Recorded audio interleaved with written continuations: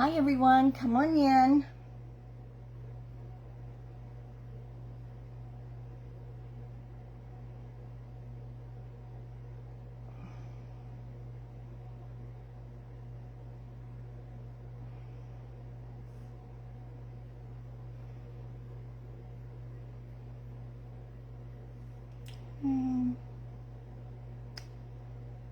There we are. Great.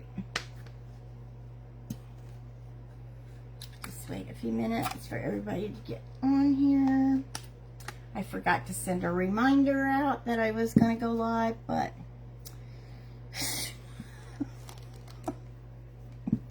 too many things.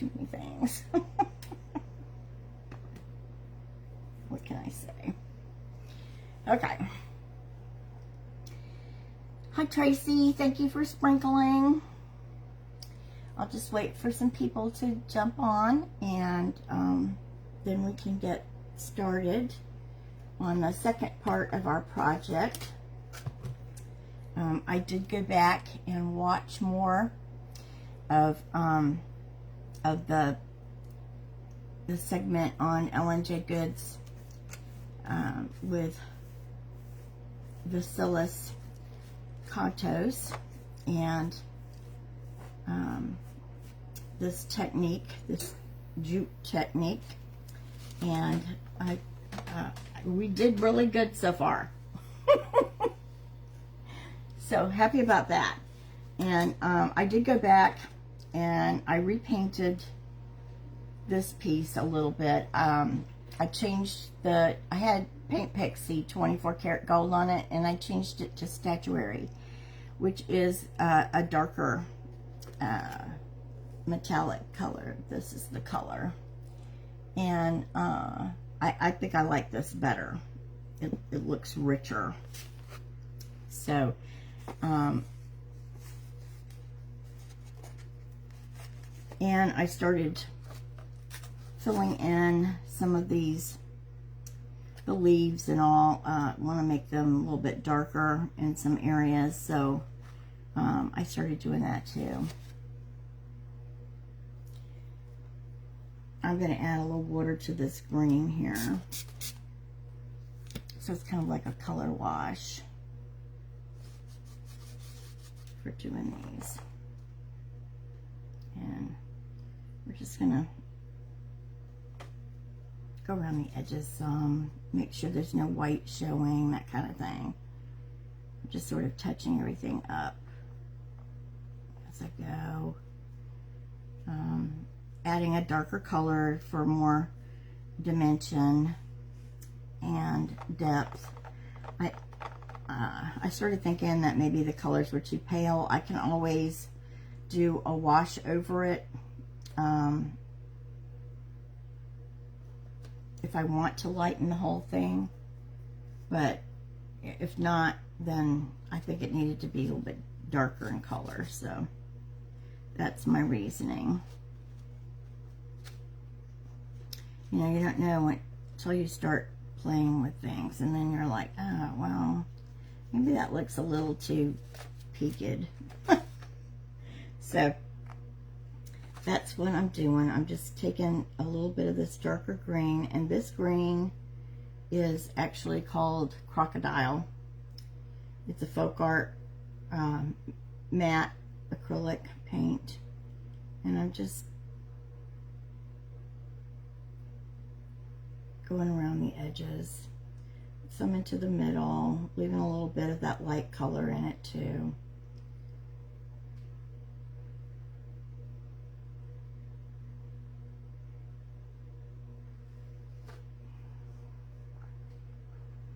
Hey Joanne.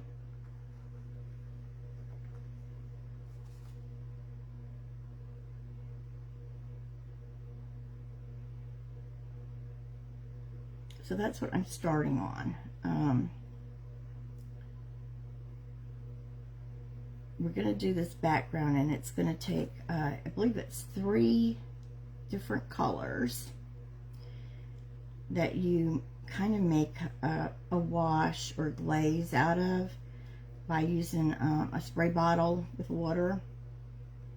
So it's kind of like a watercolor effect. And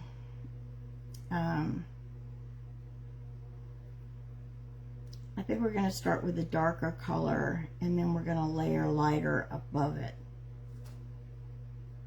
on each. So what I want is a linen look, because we're going to go with lighter color.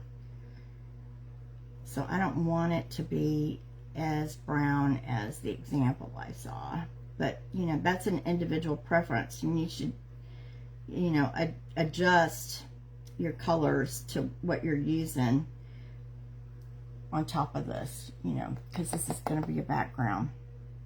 Hey Sandy, glad you could make it.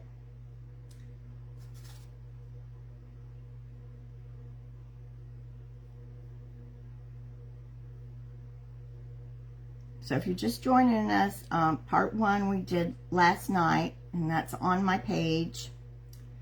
You can see how we got to where we're at. I will go over it a little bit in just a minute, how we did it. As soon as I get a little bit more paint on these leaves. So last night we used, we put down a piece of background paper from Decoupage Central. It had flowers on it, and it had kind of a neutral background. And so we just decoupaged that onto my board here. And then we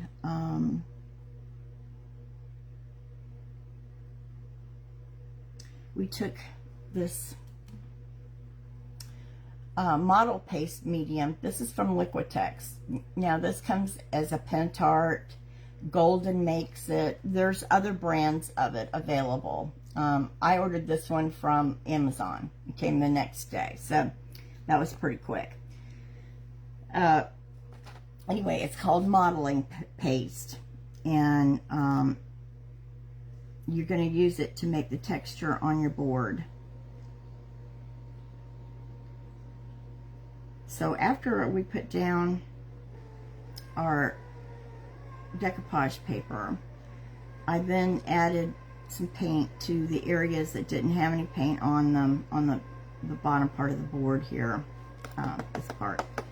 So over here didn't have any, up here didn't have any, and over here didn't have any. So we just sort of blended it to kind of match the background of the floral print I put down. And that was so that if anything shows through this texture that we do, it wasn't raw wood. It would look like it belonged. So after that, we dried that good. Then we used a palette knife, and we put down a very thin layer of that modeling paste. And by thin layer, I mean you want it to be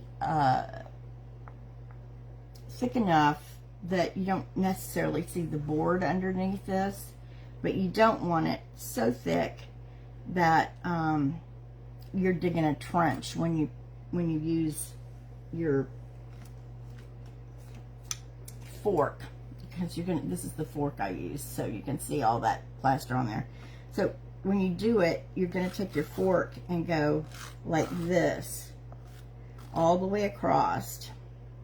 In one direction you're going to do it, and then you're going to come back clean as you need to, and then you come back and you do it closer together, less calculated, and just put in your little streaks.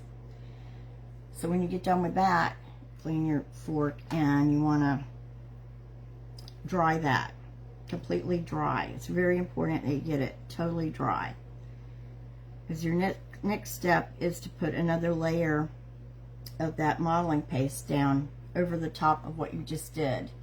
So you're going to put another layer on going the opposite direction. So you would be going across. If you went up and down before, you'll be going across this time. So from left to right. And you're going to put about the same thickness down.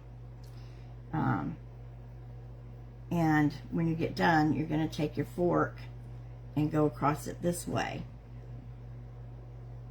to make your little grooves in your on your surface. So when you do that, you'll start seeing it come together, and it'll start looking like fibers in fabric, like a linen or a burlap or something kind of in between the two.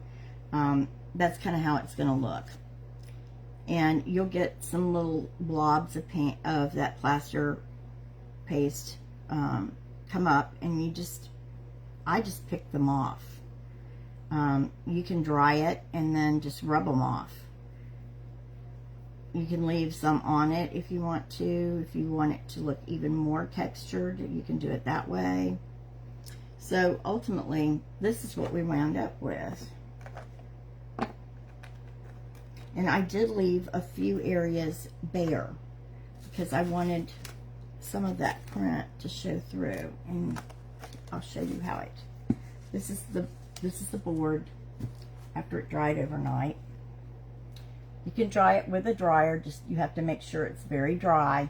So after I dried it, I put a coat of force field, which is a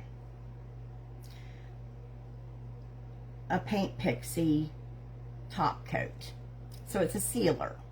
So you could use Mod Podge. You could use any kind of sealer you wanted. You could take it out and spray it with a sealer, however you want to do. Just make sure that it's very dry when you do that.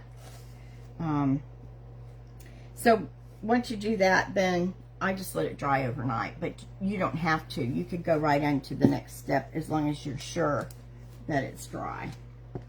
So we're going to get to that next step here in just a minute. I was just trying to get a little bit more paint on these molds that we're going to put down.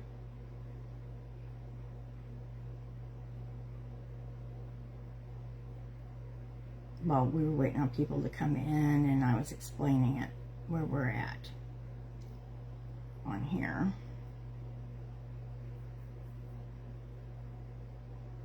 Anybody got any questions?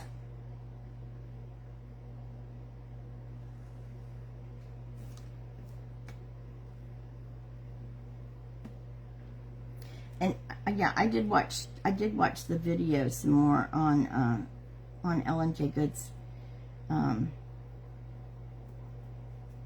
page, and what we did is very much like how he taught it, except for, I did leave like areas open, and we didn't put on, they put down a decoupage paper, and then they framed it. Ellen framed hers Lynn framed hers with some leaves, and Vasilius did his with pieces of border out of resin. So yeah, I do. I've still got some work on this project. That's right. So we're going to do our first layer. Now, I'm kind of thinking the first layer should be the darkest, maybe. And I'm thinking about using this mud puddle as the first layer.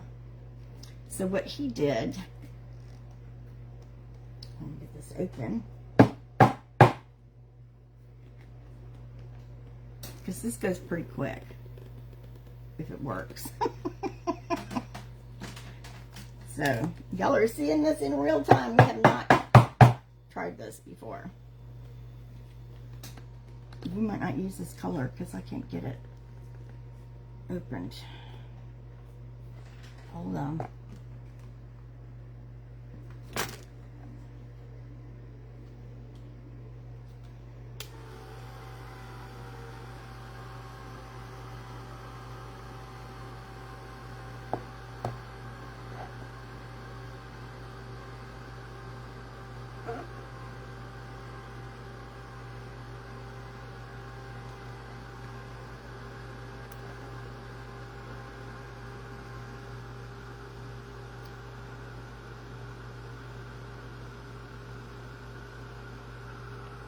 Okay, let's see if it'll open now.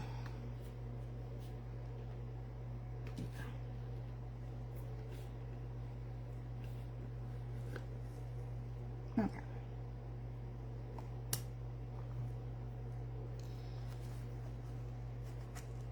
Alright, so the way he explained this was you want to put this on kind of like a watercolor. So the first thing you want to do is spritz your background here. So we're just going to take this and we're going to put some water on it. Then we're going to take a brush, let's see, like this one, and let's add some water to it.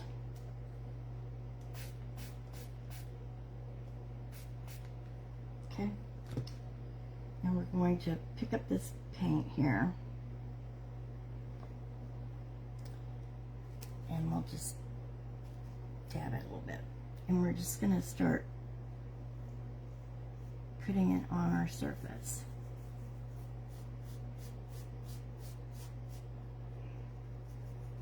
And the idea is that it's going to kind of go down in those grooves, and see how it's doing? It's spreading apart and it's going down in the grooves. It's not, now it's not really a paint. It's more like a wash.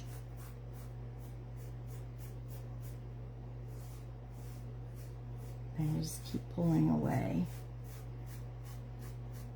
putting it in the paint and pulling it. So, and most of the concentration of your color will be near the edges anyway. That's kind of how you want it. So, as you put your paint down, you might want to put it down like near the edge. And we'll come down here and put some.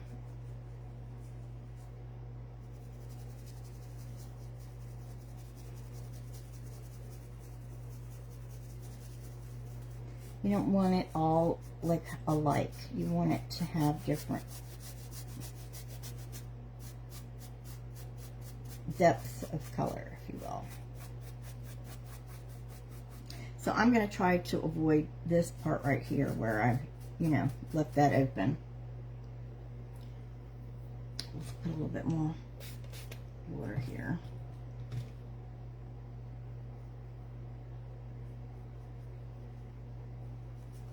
You can re-wet it if you need to, if you think it's too dry, or like that's not moving.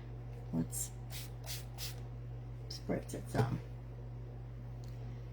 and now it is. So yeah, you want your paint to move through this texture.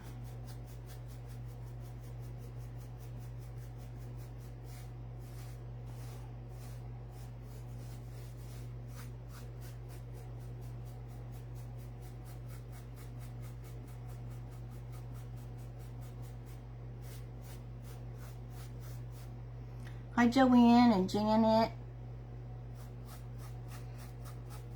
I hope I didn't miss anybody that came on.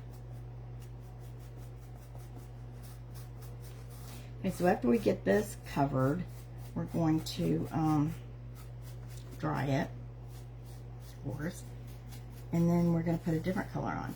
Now, he used green as his second color. I might, but I haven't decided. That's kind of brave for me, but I saw how his turned out, and I did like it. I mean, in the end, it's not, you only see a hint of these other colors, so if we do put green on it, you're not going to see a lot of the green coming through anyway.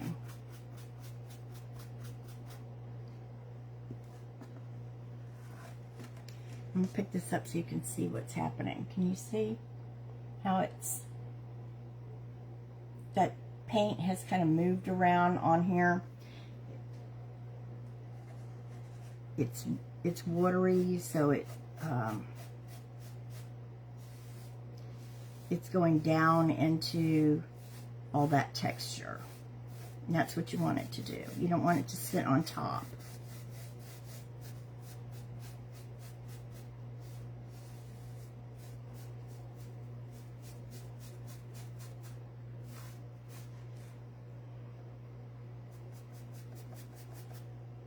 And like, see, now that's dark looking there. If it doesn't start moving, there it goes.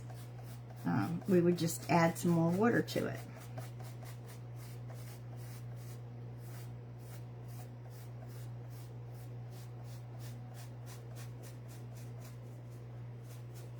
I'm really loving this, this look, this texture. I mean, it's pretty awesome. I can see where I would use it on quite a few things.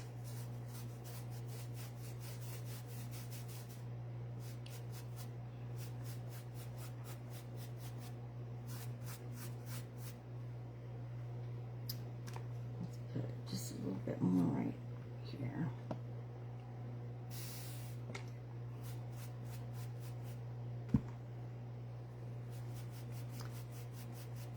Hi, Tana.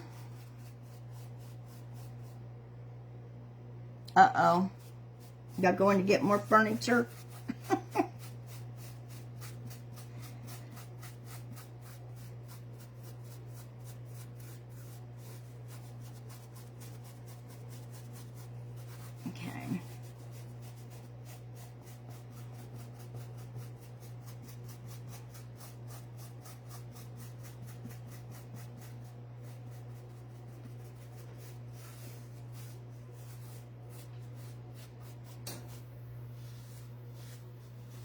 Okay, I think that looks pretty good. So I'm gonna say this is pretty good. I'm gonna leave it like that, and we're gonna dry it just so y'all can see how it is looking right now. So let's try this.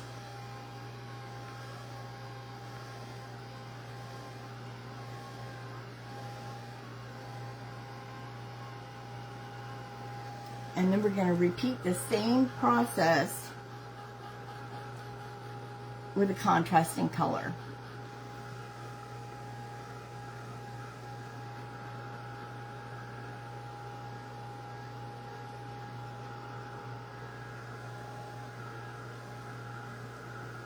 I think this mud puddle makes a really pretty color.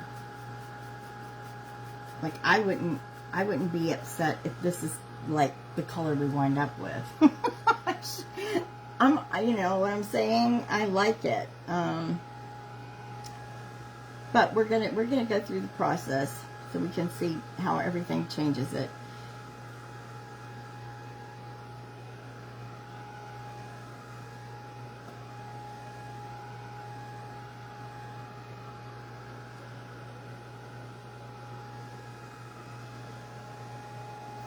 And, you know, if you have one of those super duper heat tools, use that, because it'll dry this stuff faster. I did not get mine out, but I thought I could have. But it's so noisy. I don't.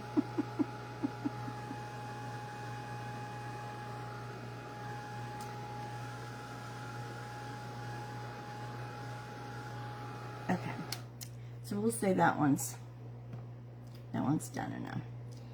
Okay. All right, if we were going to put a green on here, I guess it would be that pale green I was using before. The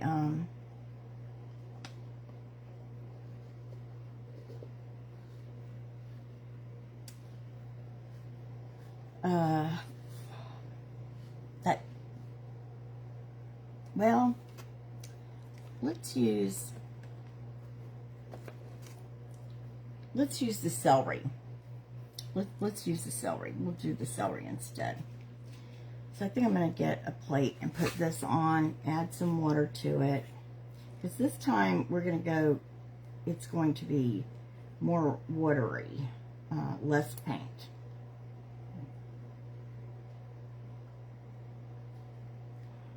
So I'll take this, I'll put this celery on here.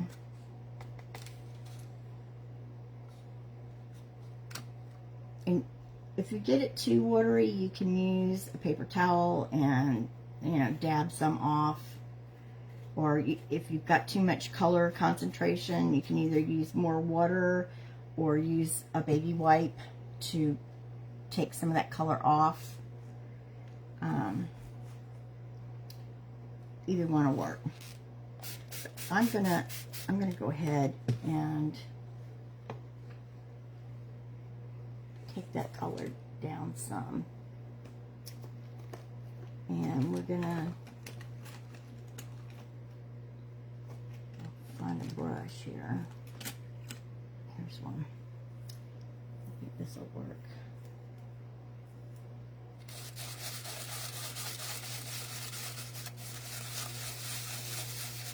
Now, I know this is gonna look strange, y'all, but you gotta trust the process. Trust the process. So we're gonna do that. We got our brush ready. We're gonna spritz this down. We'll add some more when we get that far. So you just want to come in here with this and do the same thing. You want it to spread out.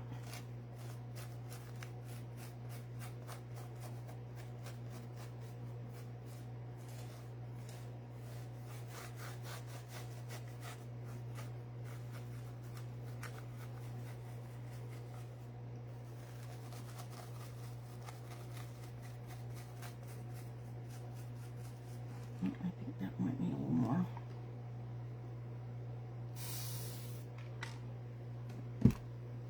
You see how when I sprayed that it lifted the paint up and just sprayed it out.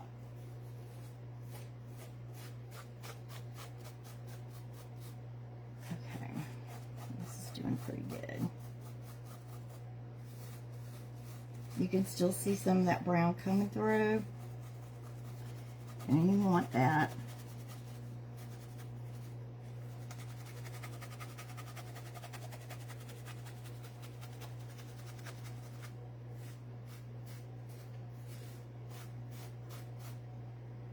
Okay, I'm going to take a wipe. We're just going to go over this top here. And you'll see more of that brown coming back through as I take off some of this green.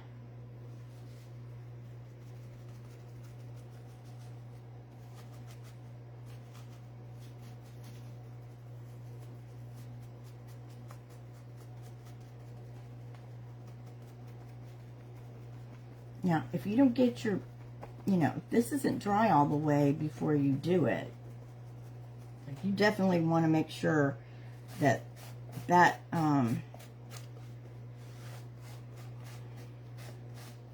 all that texture is dry, because it'll just kind of turn into mud if it's not.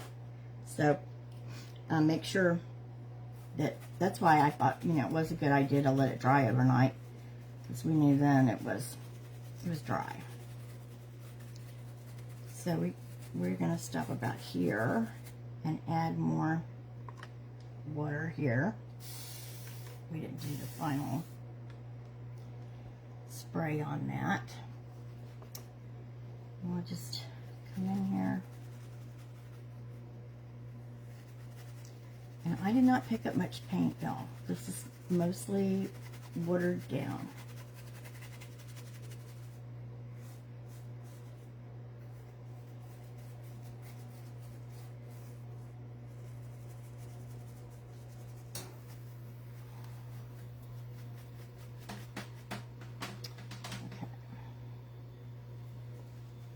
I'll just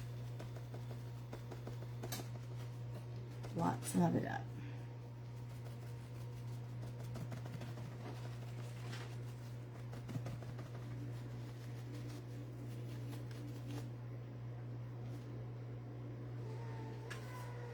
Let's take a towel.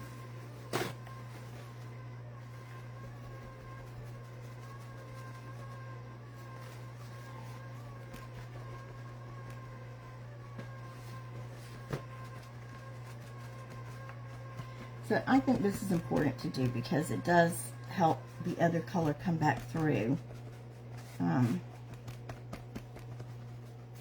Picks up the excess paint off the top, and it lets that brown color come back through again, so you can see both colors. Now that even looks pretty cool, doesn't it?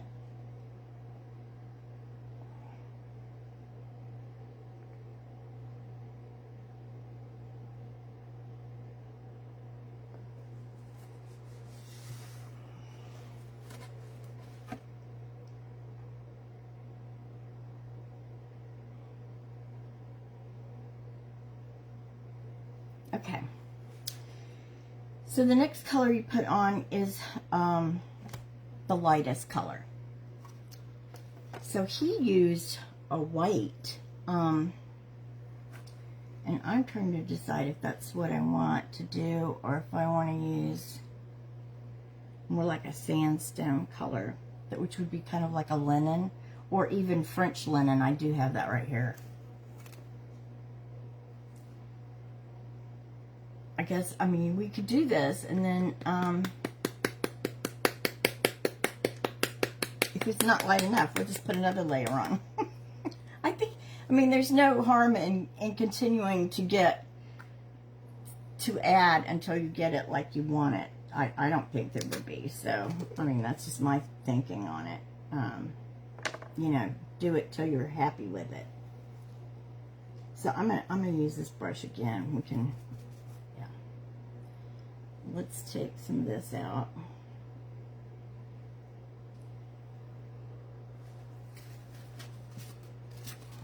And again, we're going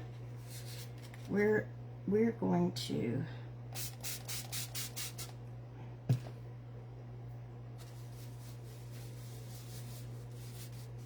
this was pretty thick anyway, so we want to liquefy it. Now he used the top kind of like a dry brush, but and we can do that too. But that may be the next. Actually, let's just do it. Okay, so we're going to dry that off, and we're just going to come across here.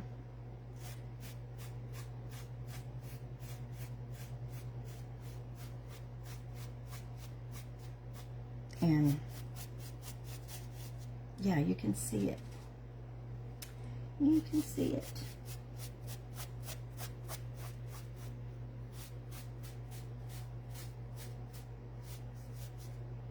And you do as much of this as you want, you know, however light you want to make it.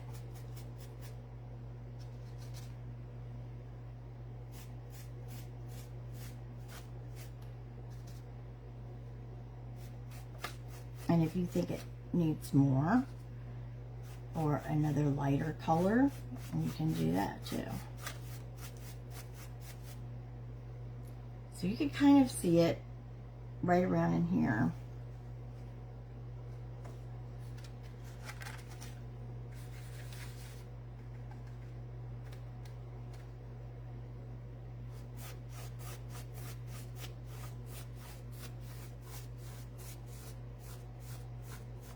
Think about Easter eggs done with this. Wouldn't they be beautiful?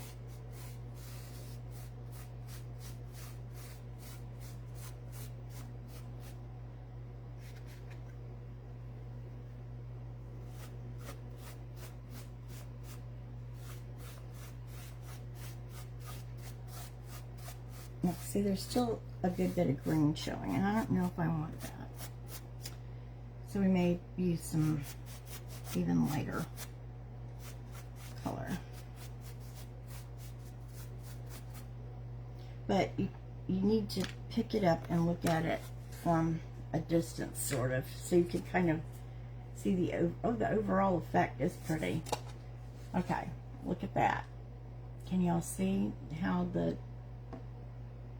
different gradients of the colors in it, and how they're all kind of melting in together? All right, let's try a lighter shade. Okay, we're gonna try that plaster over this. Or wait, I got, this is a pretty color. Let's use this one. This is a Paint Pixie color.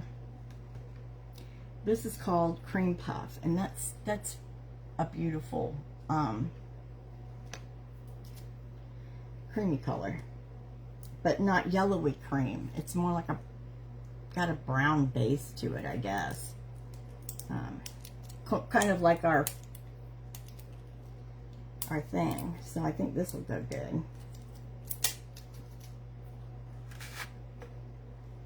So let's put some of this on, and we might use this one in full strength because the other was pretty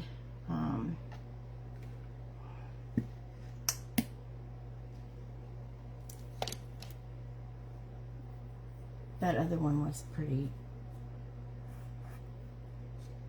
thick.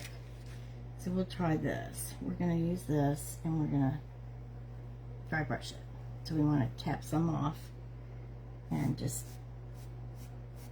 yeah, let's do that. So this color is Cream Puff from Paint Pixie. It's one of the new colors I got. I got a whole bunch of them today.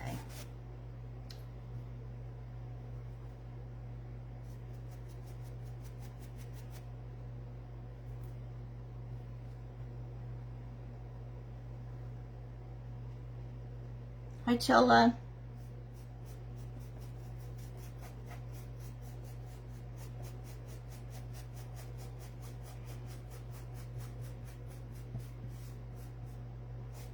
I'm digging this now. Yep. This looks like linen to me. Like a raw linen.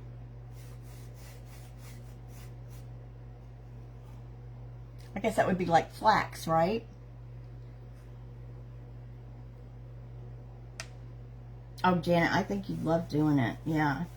And Tracy, too. Y'all both like to play with textures. Anybody that likes to mess with texturing, you would enjoy doing this. I mean, it's, you know, it's a little bit time consuming, but it's so fun to watch or to do. It's just fun to see it, all the different stages of it happening.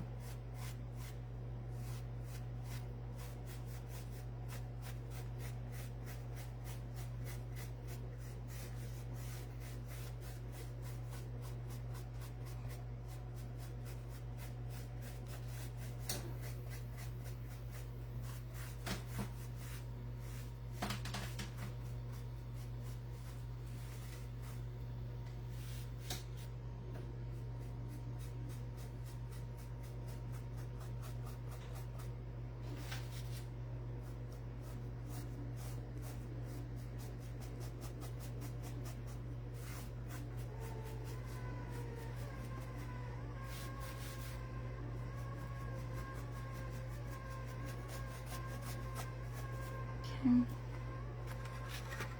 let's look at it.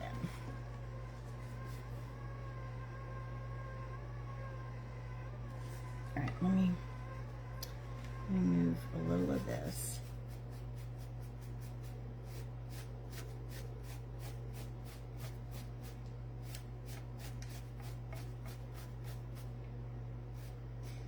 Even though we dry brush this on, you can probably wet it if you wanted to move the paint more, but I'm pretty happy with the highs and lows. because we still have to put our molds and stuff on. So this is how it looks right now.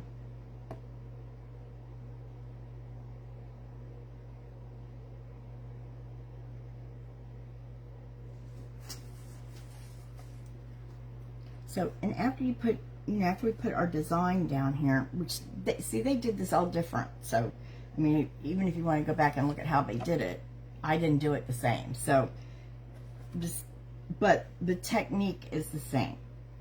Doing this technique is the same.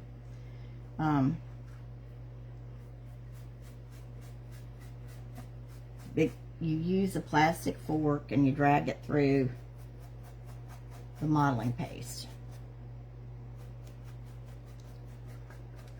No, and he is a very good teacher. He's very patient, I thought. I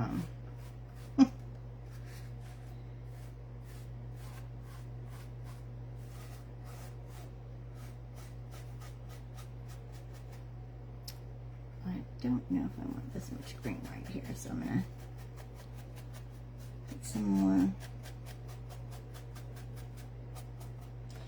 In the end, you go back and you do darken your edges where you want to.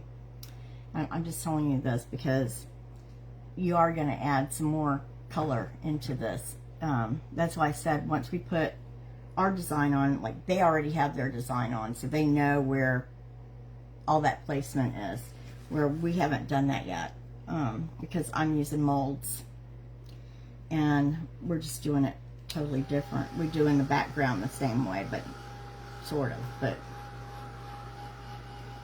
we're not doing the picture part the same.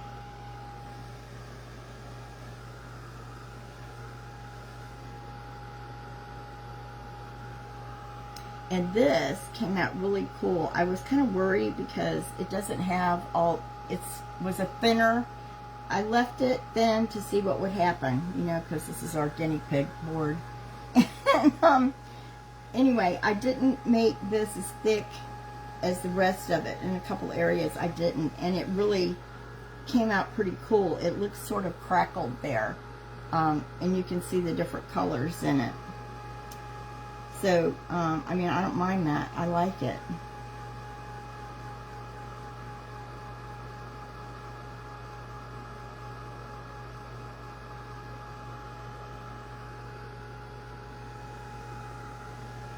So you went back and looked at the video. What do you think?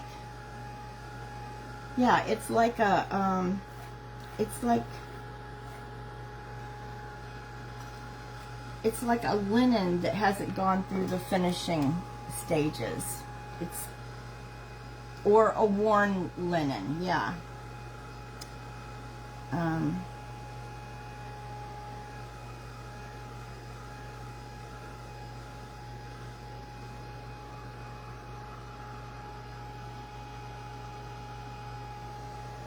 It definitely has a very vintage vibe to it. A very vintage vibe. That's why I like it. Y'all know I love everything that looks old. Like, old. This looks old. So, okay, we got to decide on our placement of our pieces and finish painting these guys. But, we're going to take this piece and this piece. So they're going to go here, maybe just a little bit off center.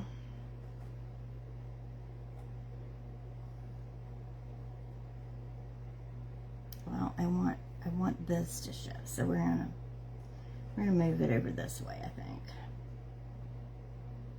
Yeah. Okay. So this piece is going to go somewhere like that.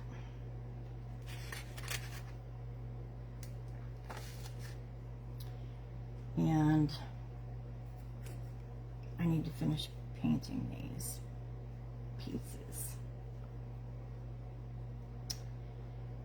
So let's go back to this and just get a little bit more paint on it.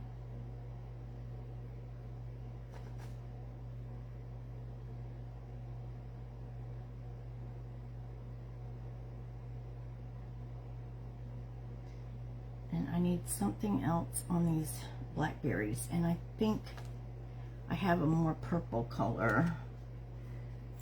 Nope, that's not it. Maybe I don't. Yeah, I do. Here, we'll use this one. This is a Paint Pixie color too. This is figgy pudding. So we're going to add that to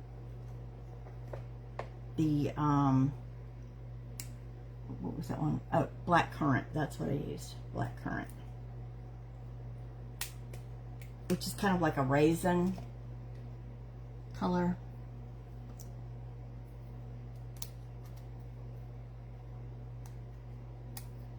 Yeah, it's back in her feed a good bit, but she's always changing the feed, so you know, it could come up for closer. I don't know. Okay, so this, hopefully this will be just a little bit more purple than what I was using, just to give it a little bit more color.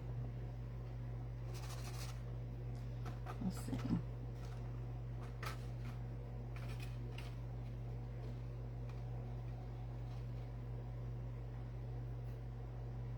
Yeah, it will.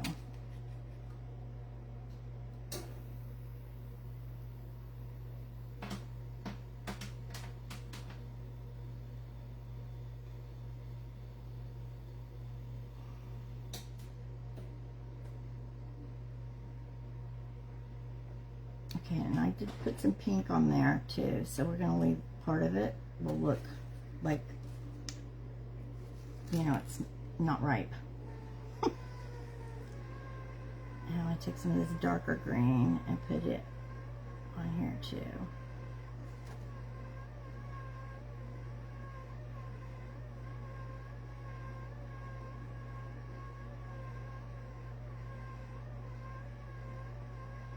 I'm anxious to see the pieces on here, but you know, gotta get them painted.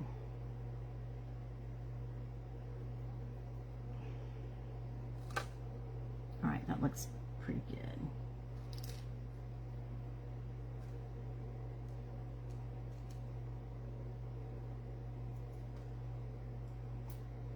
It's supposed to look old, so you know, maybe it has,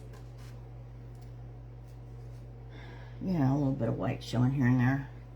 It's not gonna matter in the long run.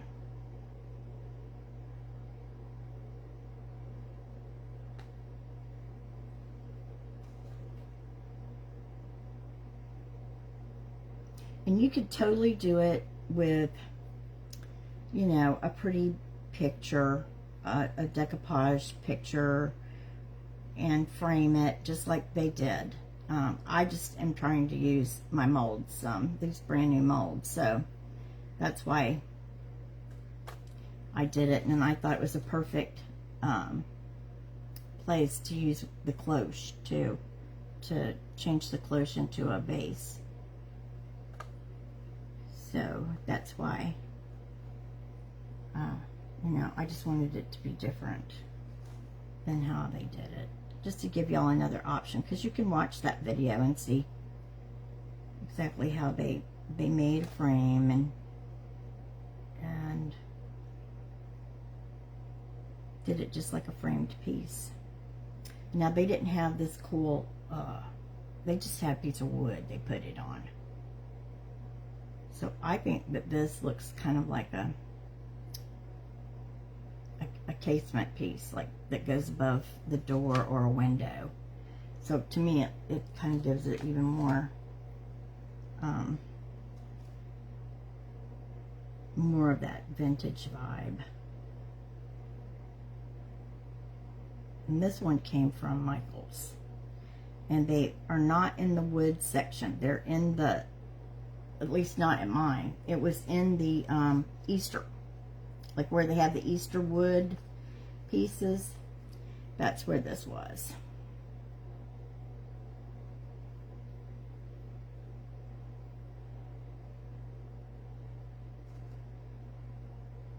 And I think they're 30% off, and then Now, I don't know if that coupon's still good, that 25% extra off on everything. That's how I bought it, because it didn't come to much. I think they were 14 something before, and I got it for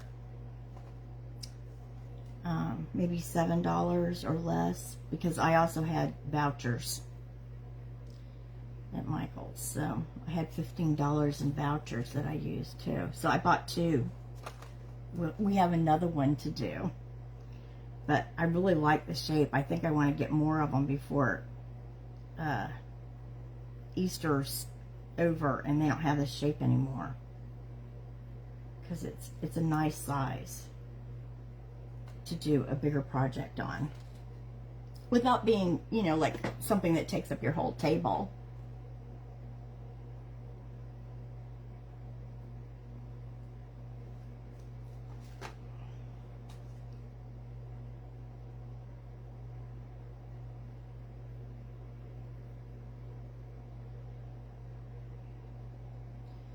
So we're just adding some more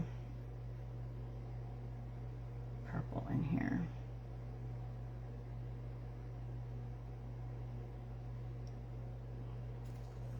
That's pretty good.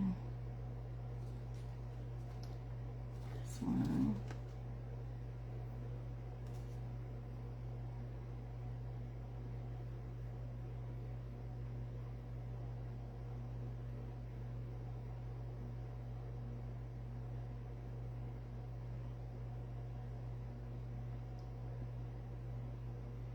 Looks good. That one's fine. We're going to pick up this. This one's got some work to be done.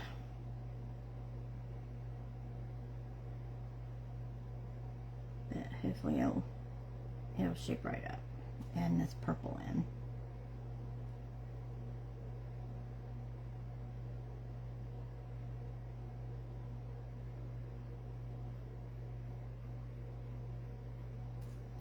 I mean, you could do the same type of vase and use that blossoms mold too if you get that one. That's a pretty mold.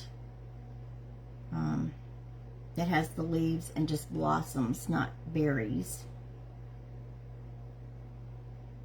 I didn't get that one. I got the one with the blossoms and the berries.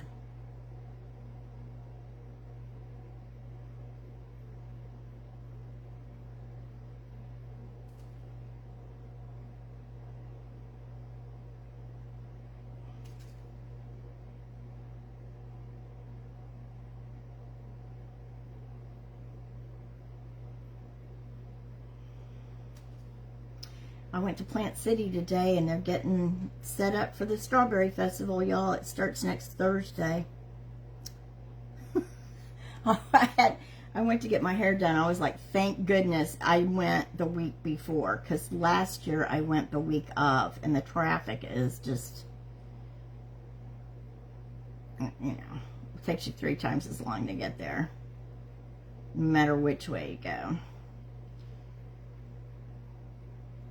So, yes, I timed it right this year.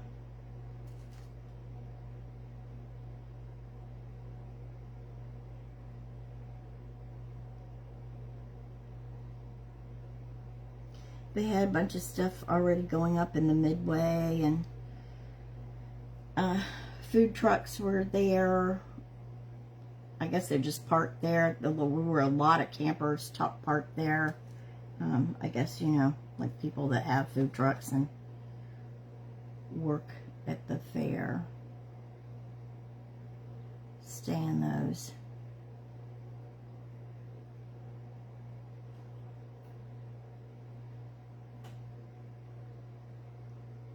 Anyway, it was all a buzz with people working.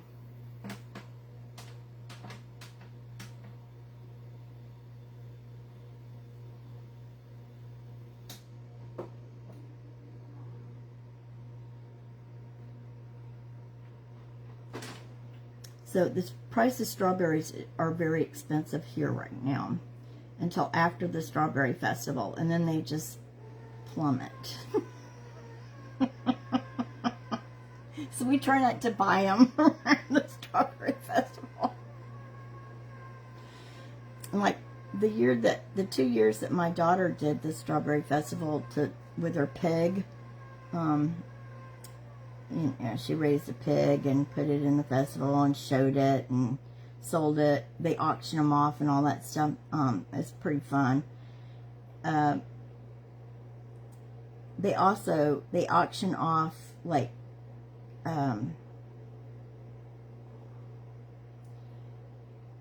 crates of or flats of strawberries, right? And it's a big deal. They auction these off, and the proceeds go for scholarships to college for the kids that, well, the kids that, or the seniors that fill out all the paperwork and do the essay and all, you know, do all the parts. You can get a scholarship, and they base it each year off of how many entrants there are and how much the strawberries sold for. And so there's a lot of farmers and business leaders that go on the last night of the bidding, and when they do the strawberries and they sell off the pigs and whatnot. So you'll have like car dealers and doctors and attorneys and just all kinds of people in the audience to bid, because it's more like a donation. So those flats of strawberries can go for like $2,000 a flat. We saw it happen, and I was just like, but like I said, it's more like a donation for the scholarship fund. But I mean, it was incredible. And like my daughter, who she didn't have any connections to anybody in Plant City, but you know, her pig sold for like $2,500. Like they had a bidding war. Her pig went for more than the grand champion. So, some car dealer and some other guy, they got into this bidding war, and you know, my daughter, yeah, made a lot of money off that pig. And then the people that she bought all the feed and all for the pig, they gave her back all of the money. So that she spent, they sponsored her. So that was, I mean, plus she got the scholarship too. So, I mean, she was just like, oh my God, can you believe how much money I got for my pig? And I was like, no, I don't. Just an unreal amount of money. It was a great experience too. So, y'all, I looked up sparrows, you know, because that's what these birds are. And, you know, they're just little brown and kind of creamy white colored birds. They're not very interesting. So I thought there is a rust technique that he does that's very similar to what we did, you know, with the browns and the orange paints. So I was thinking maybe we should just do the birds like Rusty. What do you think?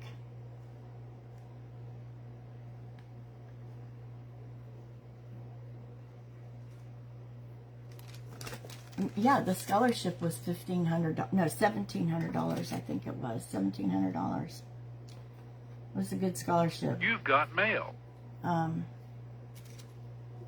For, you know, because she already had a big scholarship, so that was just extra. It was pretty cool. She's the only one of my kids that did ag. And she's the one that would get up 2 hours early to put her makeup on and everything. So it was like, it's kind of like Paris Hilton at the farm, Paris and Nicole at the farm, you know. That's kind of what her ag teacher used to say when she and I were together. It's like, you two are the least likely farmers.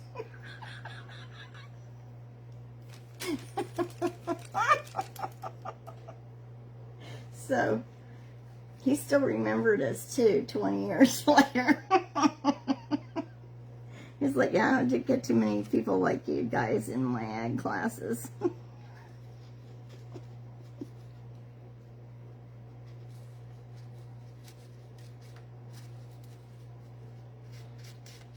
The first year she did it when her pig got sick, and she had to work and her dad was working, so guess who had to sit with the pig all day? With the heater and quilts, and I had a turkey baster to try to get the pig to drink water. He was a really sick pig. But the ag teacher came down and gave him a shot, and the pig got okay and started eating. But he had a really good laugh when he saw me curled up in the pig pen with the pig and a quilt. A couple quilts, a space heater, the pig. Pig was laying with his head in my lap. I had the turkey baster trying to give him some water. He's like, no.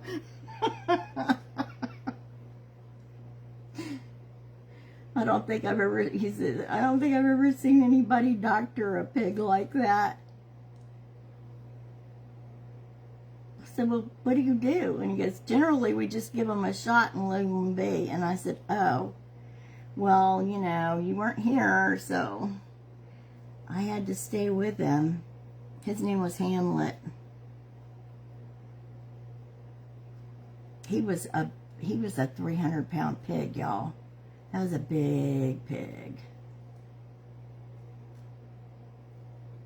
He started out little. And he got huge.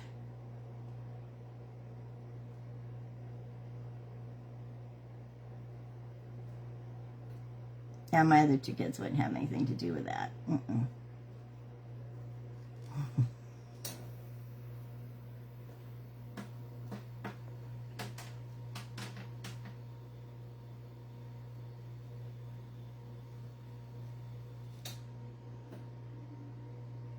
Do you?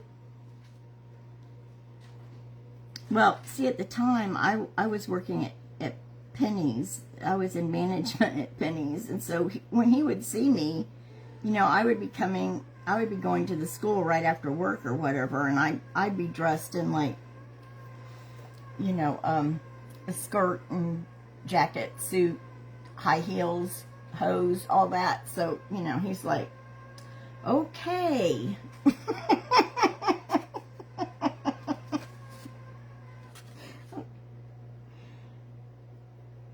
And my daughter, you know, she was, you know, like Barbie with her hair and makeup all the time.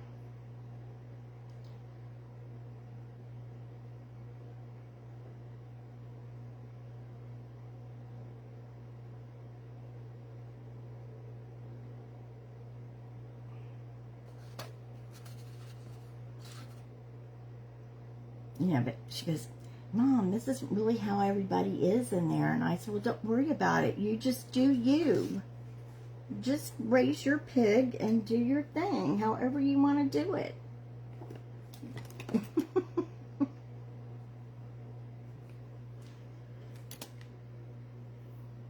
So that's what she did.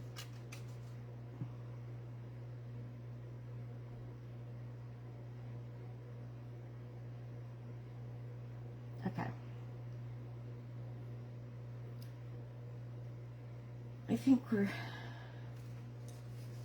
maybe about ready to put this together. Oh, I didn't do the birds. We can add the birds though. Let me go ahead and start gluing this.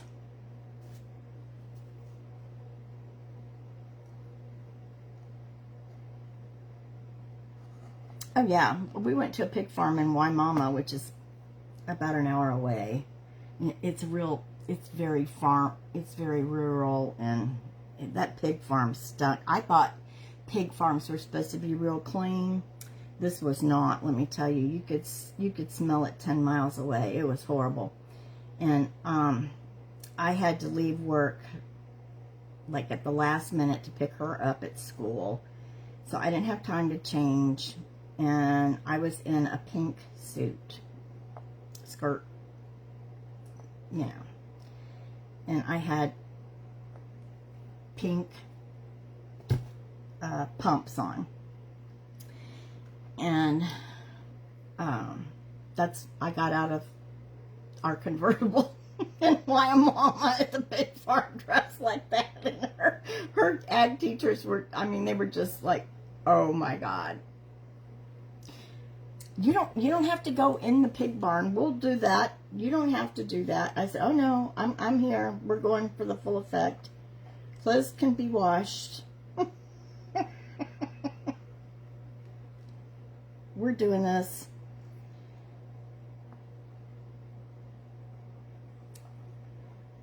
So the next year we didn't get the pigs at the farm.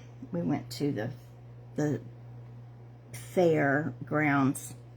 Had a livestock sale for all the ag departments, I guess is what you'd call it,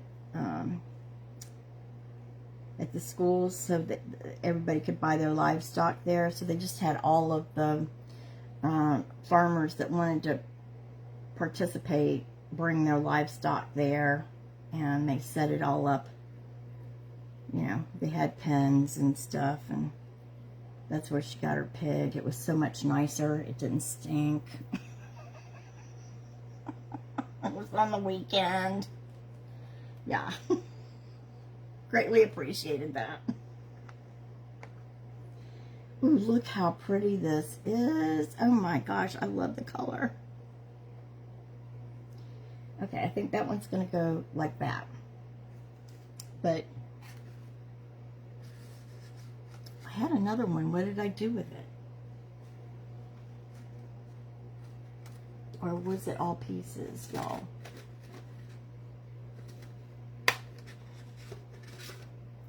Oops. I don't remember now from last night what I did. This has to be all of the pieces, though.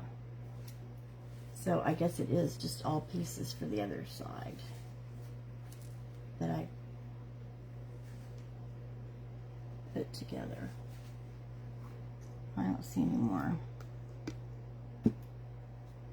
pieces. All right.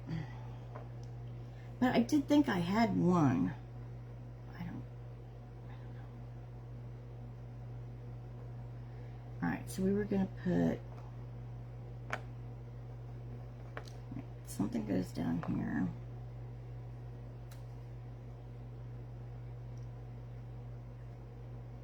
Okay, that's kind of what I did. I pieced it together.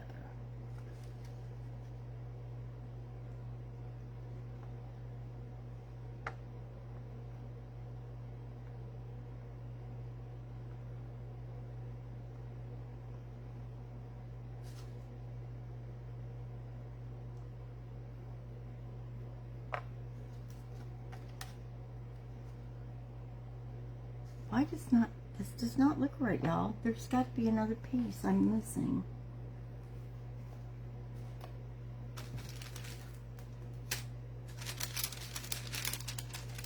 I sure don't see it, though.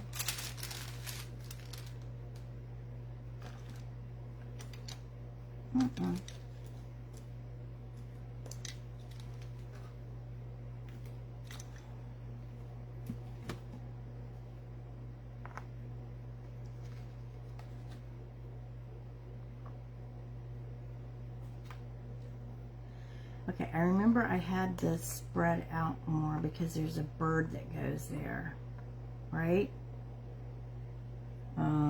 This one. This bird is going up here. So we're just going to kind of, he's going to get done in rust. So he's going there. Then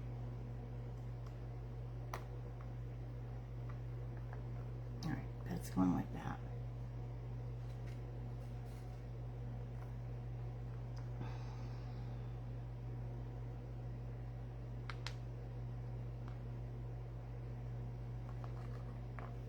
Okay, and then this one. This one went over here, I think. Yeah.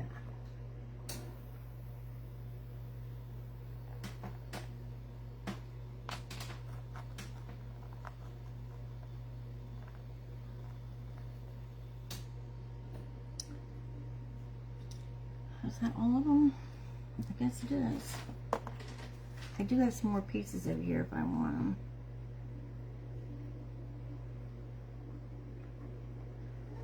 So this is kind of how it's gonna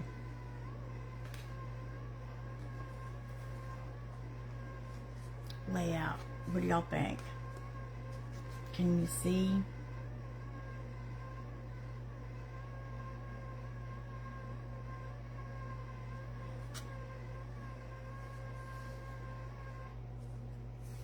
Oh my gosh, a 60-acre farm. Do you have chickens? Those are my favorite. I would have chickens right now if I could, but I'm not allowed to where I live. I love chickens. I like to listen to them clucking.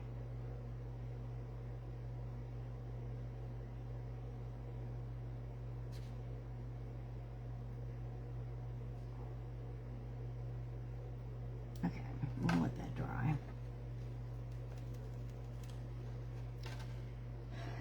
All right, so what do y'all think? Do I have it placed about right? And cows? I have one of my cousins, she's married to a CPA, but they raise yeah, they raise cows, but they're the how come I never can remember what they are? The black ones.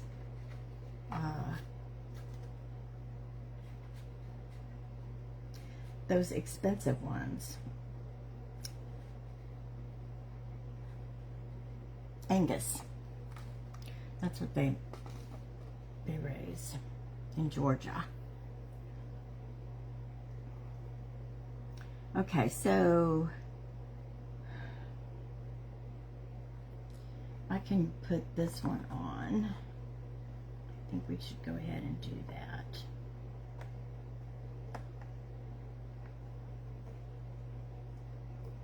And that just came off. I knew it would. Okay. Yeah.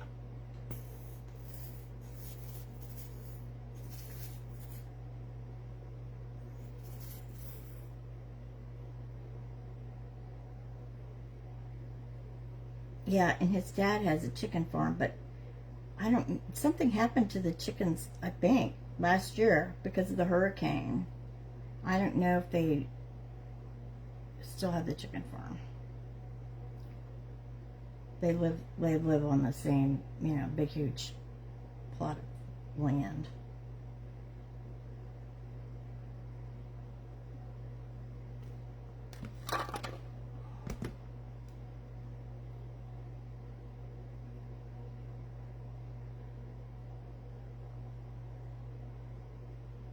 She was a lot like my daughter until she married into this farm life.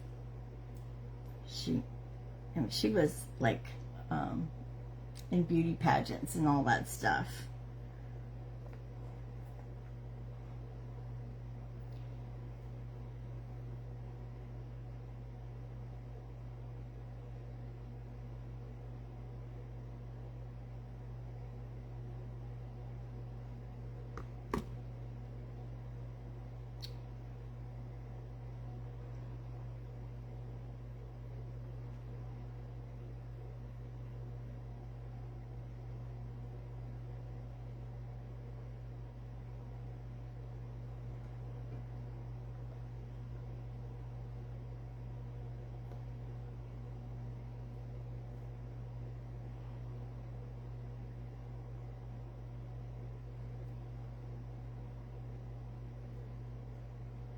Okay, I'm just sort of pressing these down into the board. We still have to paint the board too.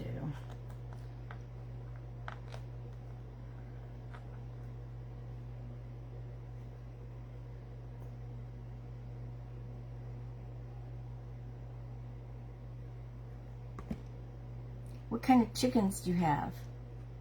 19 hens? Wow. My other cousin's son, he's in high school. He's 14. No, he's 15. He'll be 16 in May, I think. He raises silky chickens. Like, I think he takes them and, you know, shows them and everything. But I love the silky chickens. That was my favorite kind of chicken, too. They were sweet. Oh, those big, the big ones, big fluffy ones. I have a book on chickens, you know, like every kind of chicken. So I lived in a subdivision and I had like 17 chickens at one time. They kind of, yeah, we kind of had a population explosion because I kept getting eggs from the teacher's aide at school and putting them under the chickens, and they kept sitting on them, and we kept having more and more little baby chicks.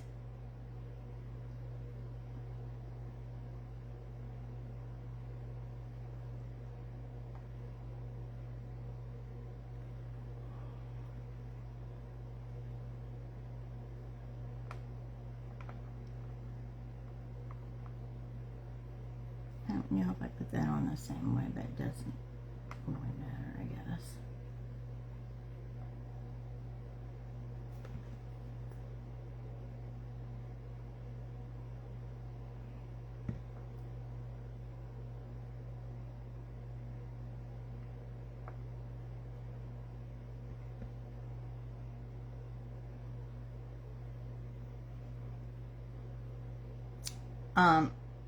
Yeah, I mean, I lived in a subdivision at the time, but we didn't have an HOA, so you could have chickens because we're actually in the county. But I'm in you know, a deed restricted community now. You can't have chickens. That's the only thing I don't like about our neighborhood. But some people did get chickens though, but they didn't live next door to my neighbors.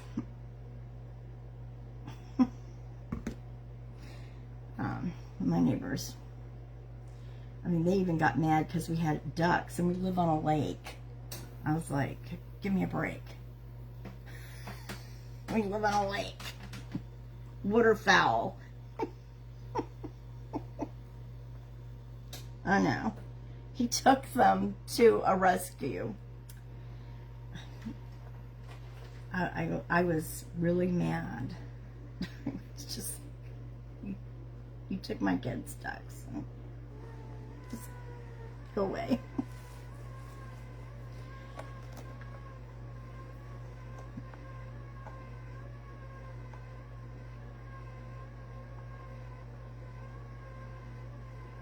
Okay. So we still gotta paint them. They shouldn't take long if we're going to rust them, because I don't have to be particular about painting them too much.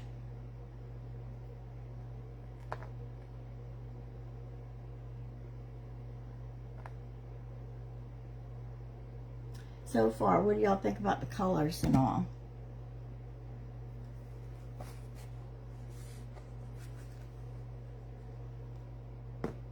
They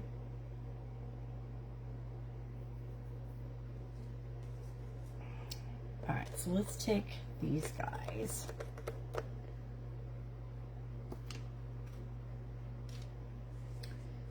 And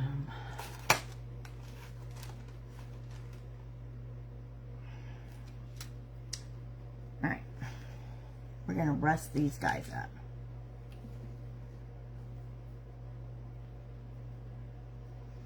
So, okay, I have This is burnt sienna. We're going to use that for the rusty look. But we're going to use the dark brown too. Whoa. This always pours out like crazy. Now, when he did it, he used a bright orange, but I don't usually use that when I do it. I like more of a muted color.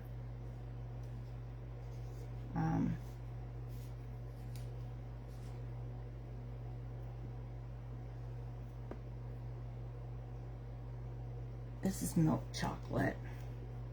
What else I got over here? Okay, here's this one. This is called chocolate souffle. This is a paint pixie color. It's really pretty. Real pretty dark brown. And I don't even know. Let's see. Oh yeah, here's some orange. I guess we can get a little bit of it. Okay. Nope, that's green. Wrong bottle. Here we go. Here's some orange.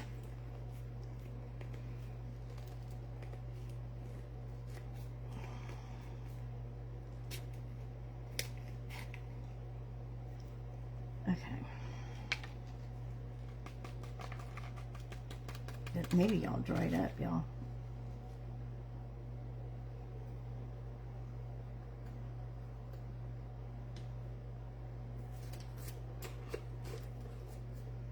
I don't know.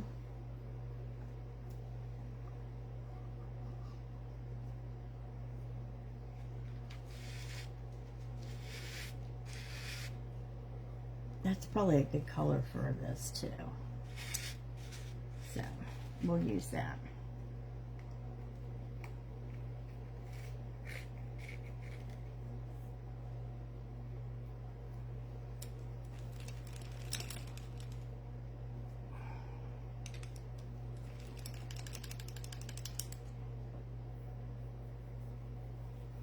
Okay.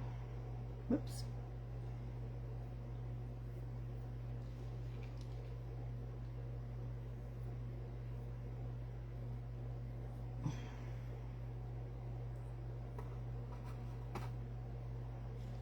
I just don't want to stick my arm in that. Okay. Start with this.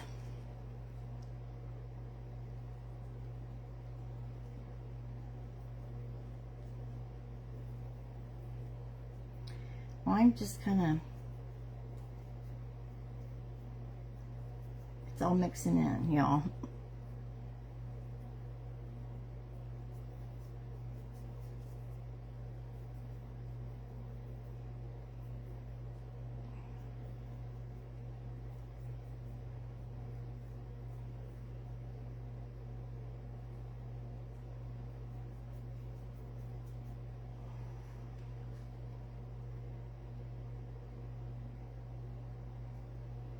Yeah, it's going to make a good rust color.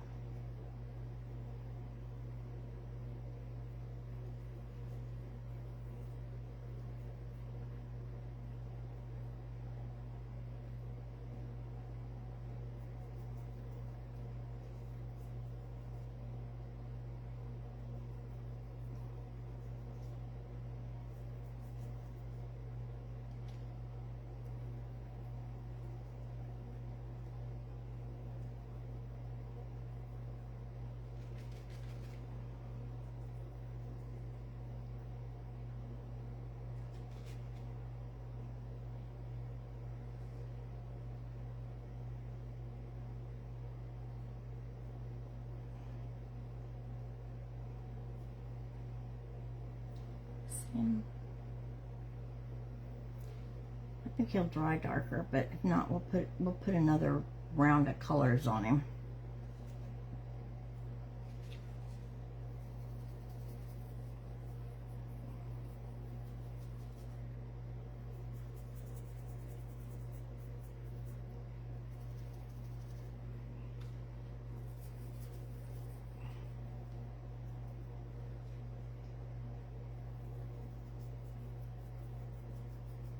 guess I could put some cinnamon on them if we want to.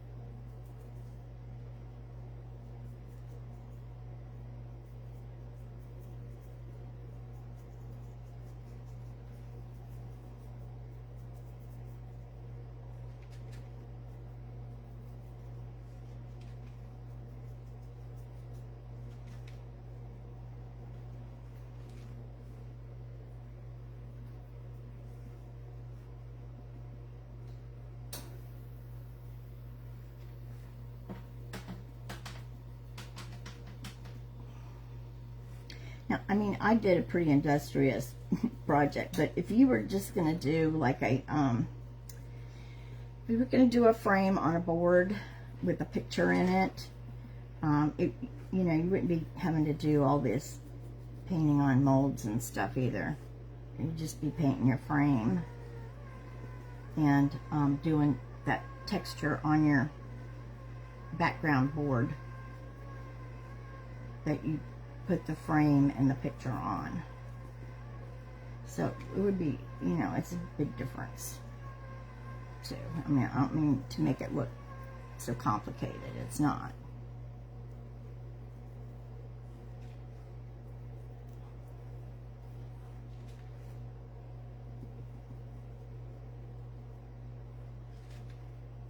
It's really not. I'm gonna do an egg with that texture too. I want to do that. That's going to be pretty. We could even do a frame on an egg, you know, with a bunny picture in it or something.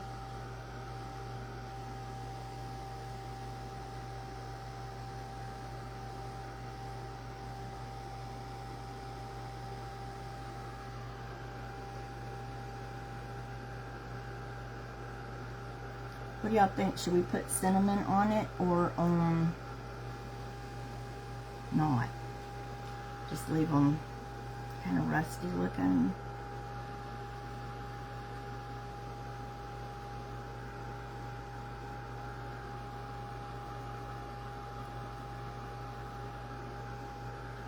I think the more you layer in the colors, the better it looks too.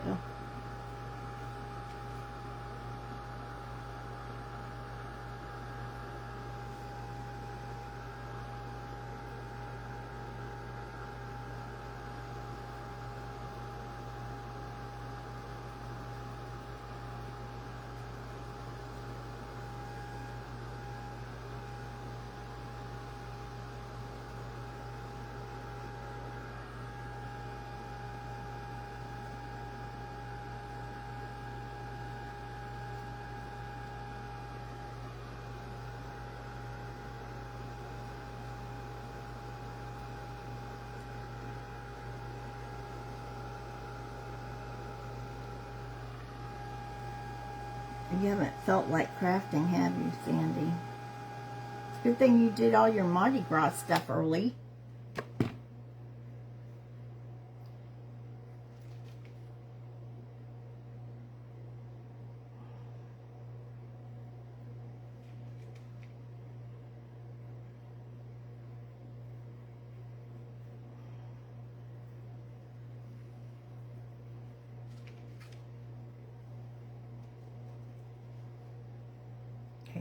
That orange does add a lot to the rust look.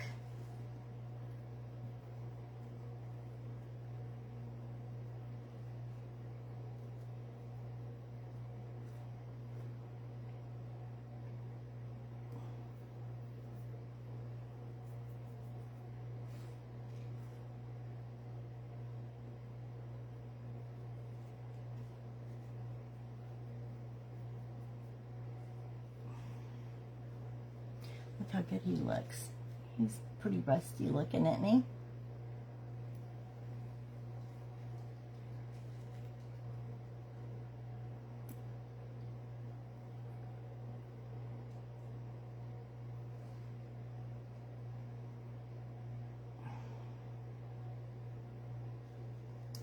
Hey, critter. Here she comes, y'all. So I had to come over and say hi to everybody. Yeah.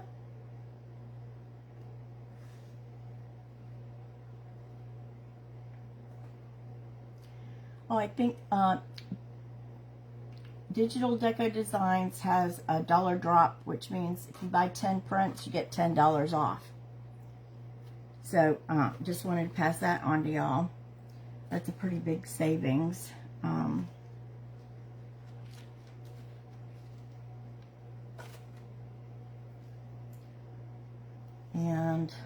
let's see. Let's get this.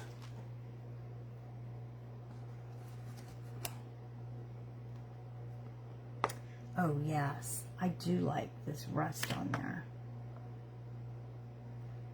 That does look cool.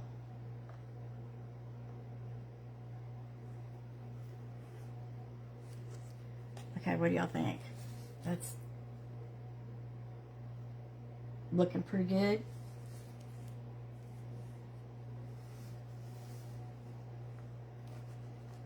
Yes, here she is. So here I is. I'm here to help. I'm here to help. Yes, she is. Sweet girl.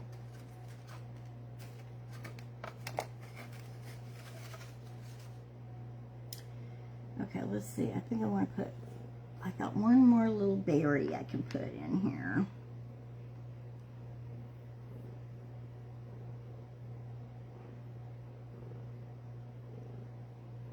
And you are standing right in the middle of things. Yep, you are. You are. I think you need to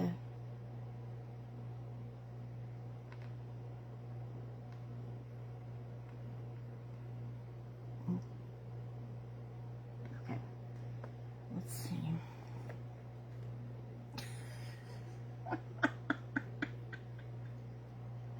Here she is.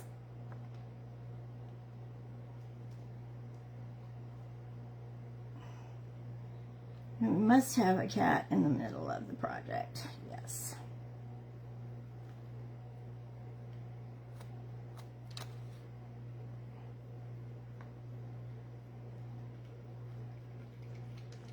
Oh.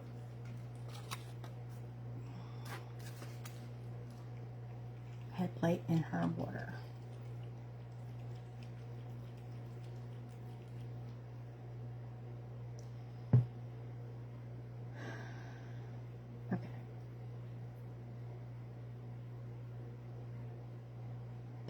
Gonna go like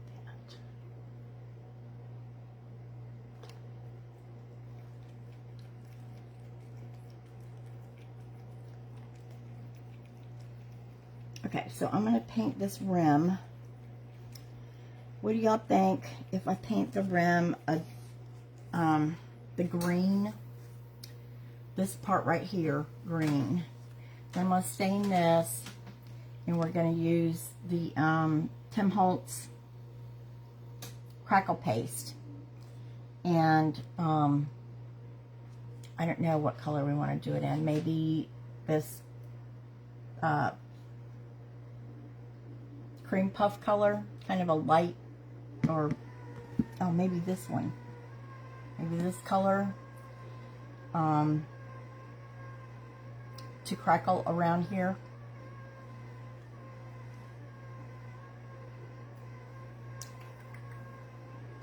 Yeah, you're gonna have to be good, girl.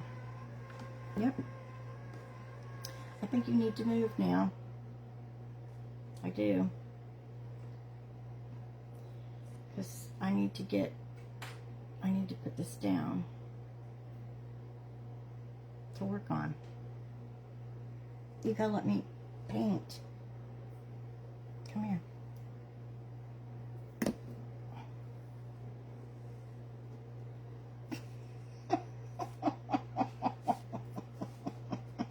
Go back there.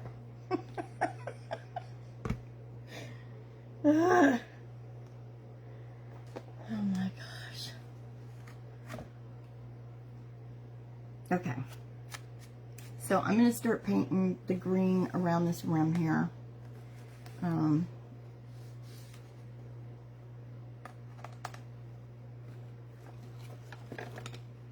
me just make sure everything's kind of cleaned off of it.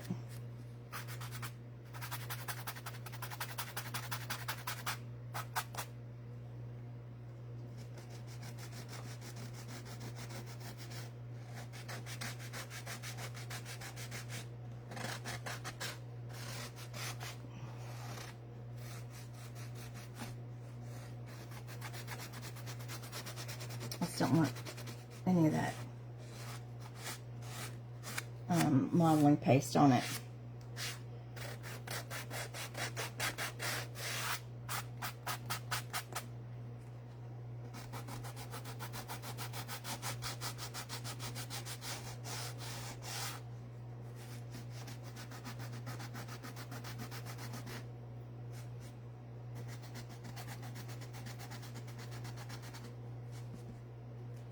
Okay. Does everybody see it? Now you can see it. I can hold it up. Okay. So we're going to take, we won't use the celery, I guess, or, all right, we're going to either use celery or this, that's not it either. That was wasabi. Is this it? Yeah. The Sage Shadow. Which one do you think I should use? They're almost the same, but they're not. I don't know how to tell you what is different about them, but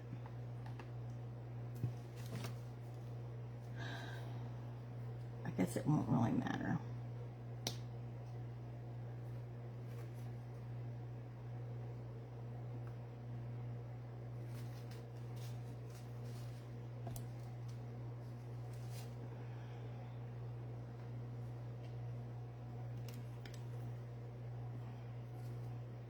I'll just, what did I use here? I think this was the shadow.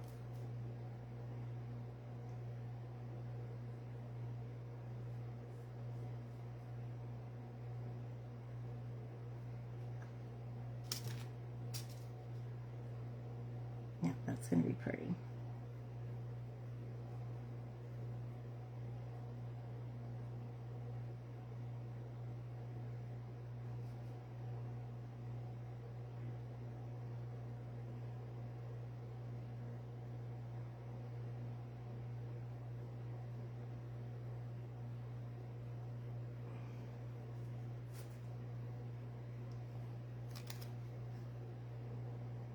Yeah. One's Waverly, one's Folk Art. I don't think they're that much different in color. So, whichever one's in this plate, that's what I'm using. Because I already have it out. And we added some water to it, but that's all. And it's pretty much not watery now.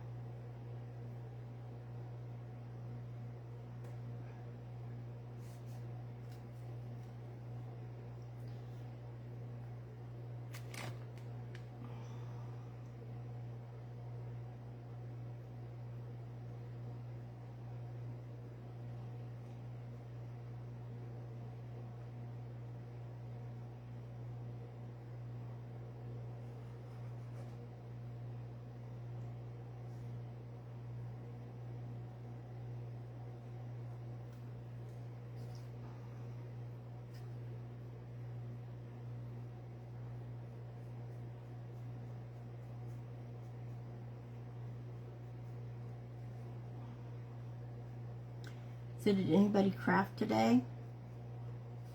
What'd y'all craft on?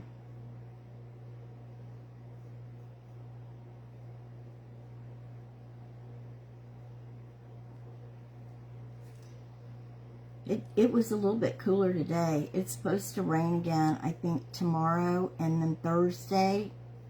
I think it's Thursday. It's supposed to get down in the 30s here, y'all. I'm excited.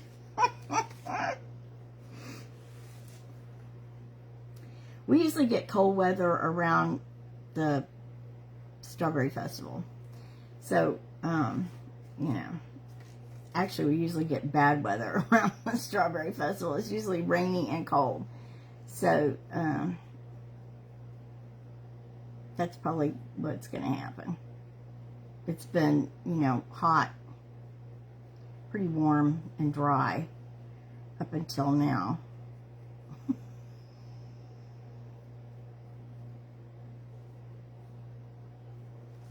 I think it was in the 70s today. You primed a couple pieces.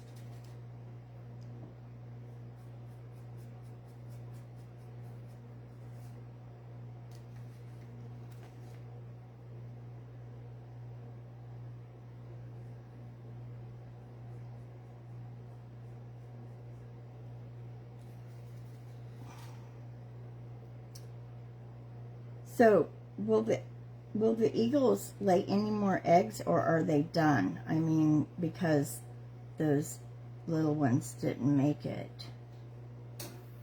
Will they try again this year?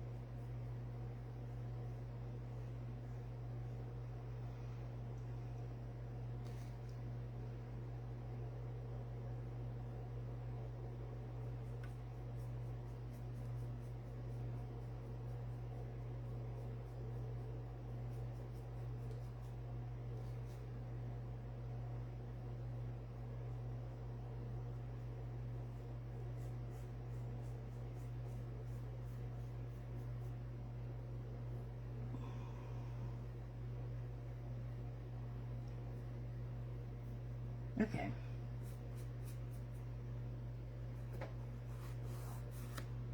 I think that's pretty good.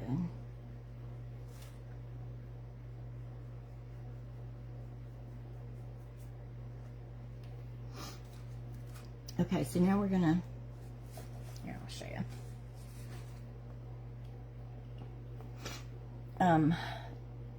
Now I'm gonna stain this, the outer edge, and then we'll use a palette knife to we'll mix up a color, and we'll use a palette knife to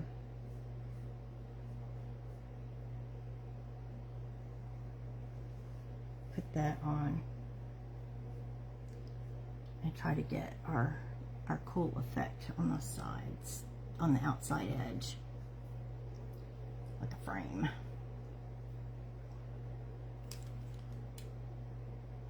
Okay, done with that. So,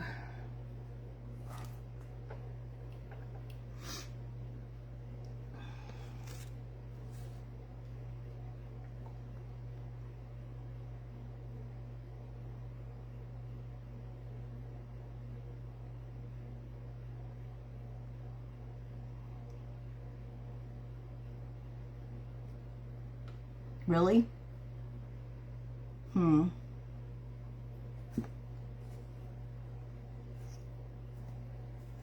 So it could happen, but probably won't. Especially with it turning cold and stuff. I don't know if they can do that. Stella, please don't get up here again. No. I don't need you up here. No. You need...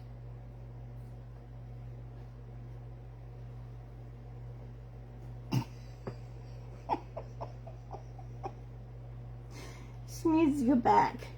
You need to go back where you came from, girlfriend.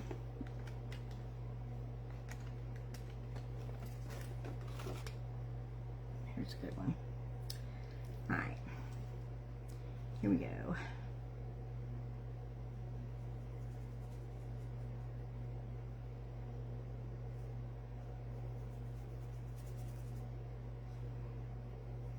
So I'm just using this brown antiquing wax, what I usually use, to stain this outside edge.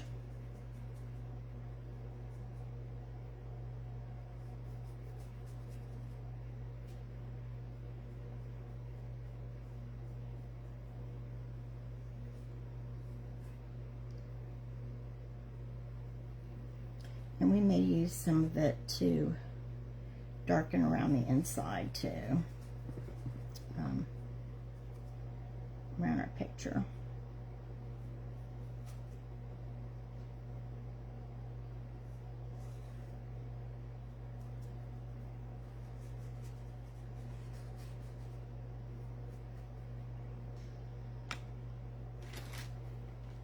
Are you coming back?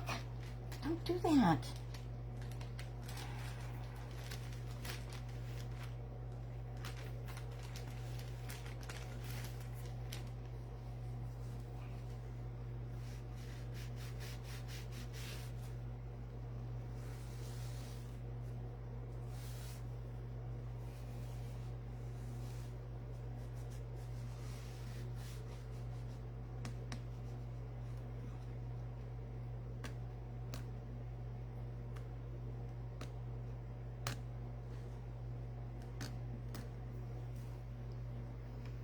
Okay.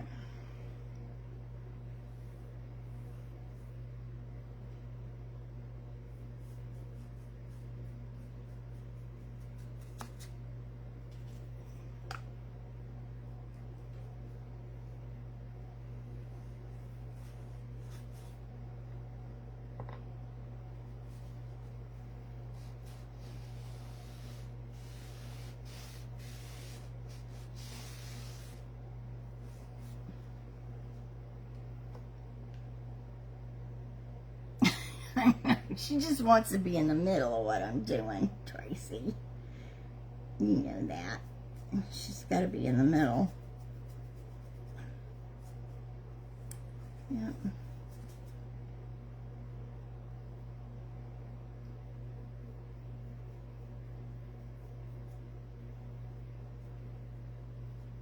I was gone for, a couple hours today, so she wants attention.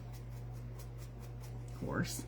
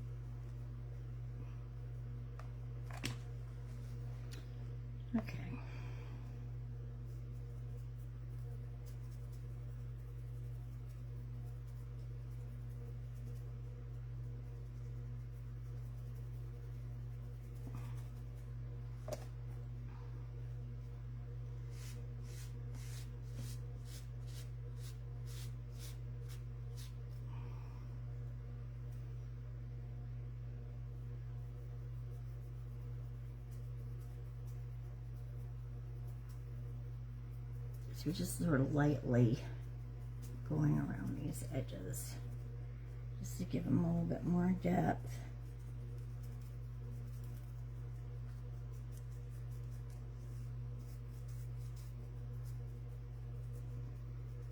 Especially where the curves are.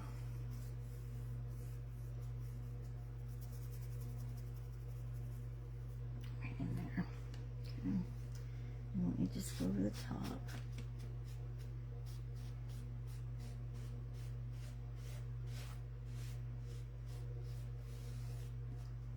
Okay. I think that's pretty good. We're gonna, okay, let's see which color we want to use. This one.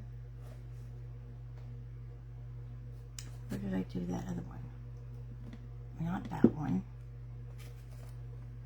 This one. So what do y'all think? Which one should I use? The lighter one or the darker? I think the lighter. I'm just kind of thinking maybe we should go light. They're more of a contrast. This is the lighter one, and this is the darker one. Hey, Jacqueline.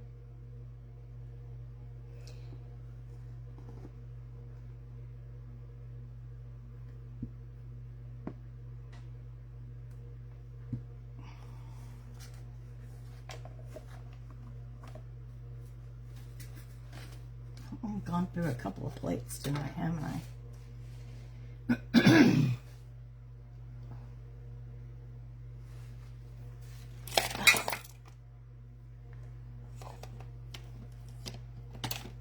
Alright. Y'all aren't saying. What did I do? Here it is. Okay. So we're going to do the crackle paste. It's going to go around the outer edge.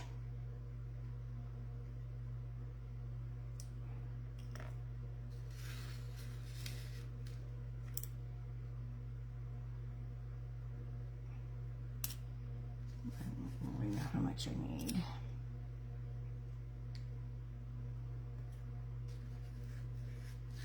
That's probably enough. Why don't we use this cream puff? If we think we want it lighter or we want it darker, we can just add some of that other to it. I don't think this is going to make much. Yeah, I guess it will. It'll make some difference.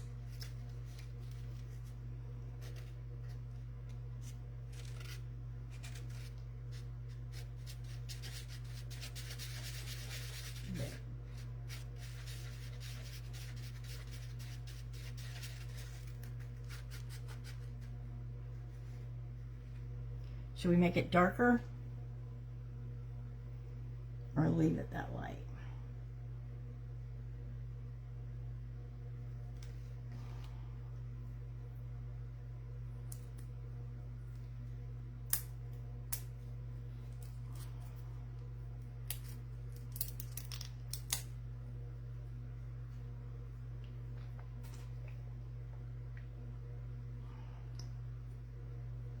They're very quiet.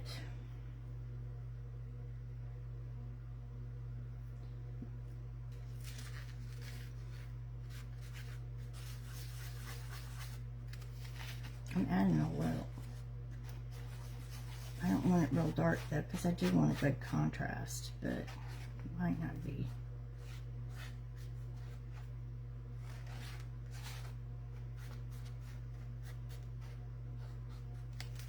Maybe we'll leave it like that, so some of both colors will come through. Okay. So I put a little bit of chai latte. That's what this color is. It's pretty too. I like it. And it does look like chai latte, if y'all have ever had that. I used to drink that all the time in the winter.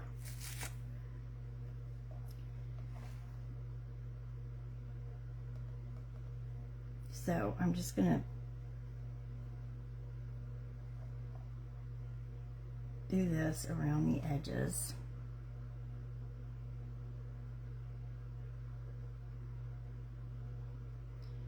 And we'll blow it dry. And hopefully we'll get a crackle effect on it.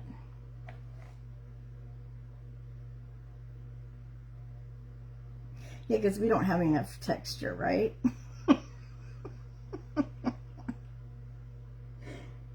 But why not? I mean, it's supposed to look aged, so I kind of like the idea.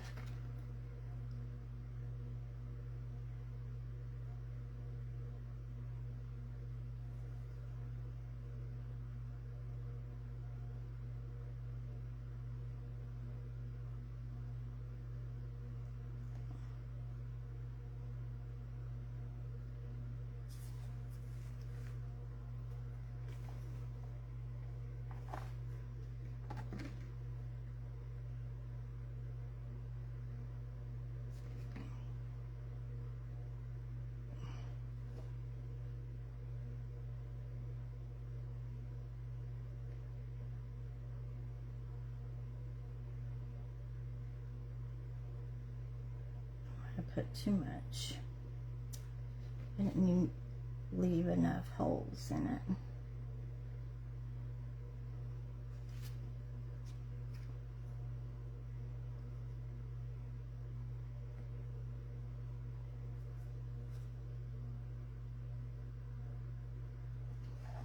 May have to make some here.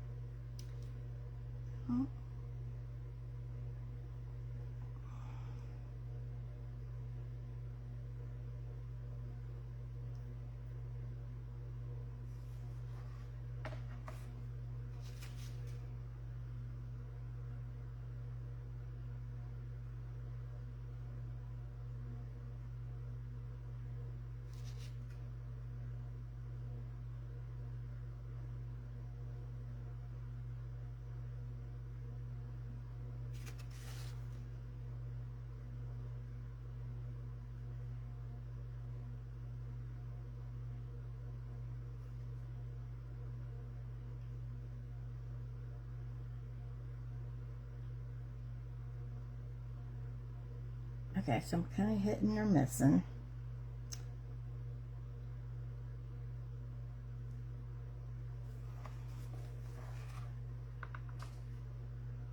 I'm hoping it's going to crackle.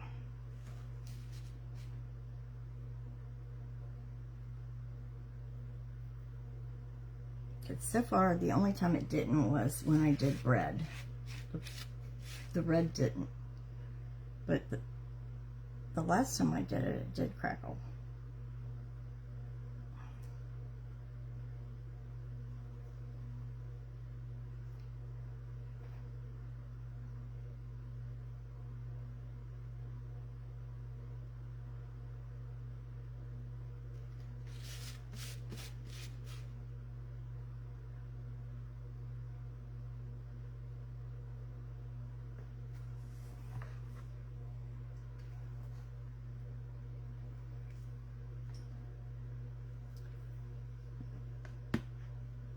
No, I didn't have it highlighted. It's gray. I just got it cut. That's all. She cut it and styled it. That's it. That's all I ever have done.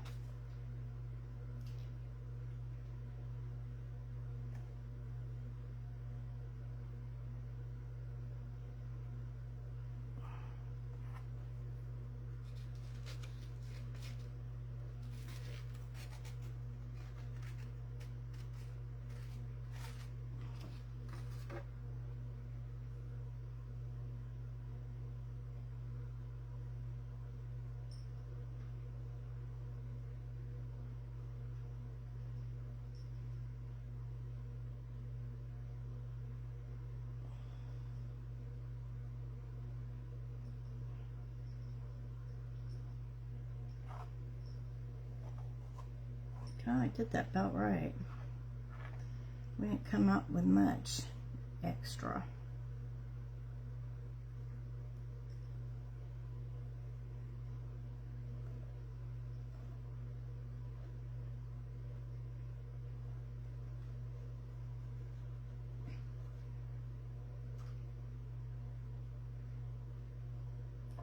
Okay.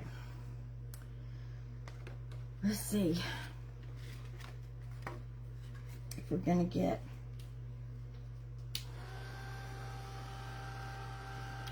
our crackles or not.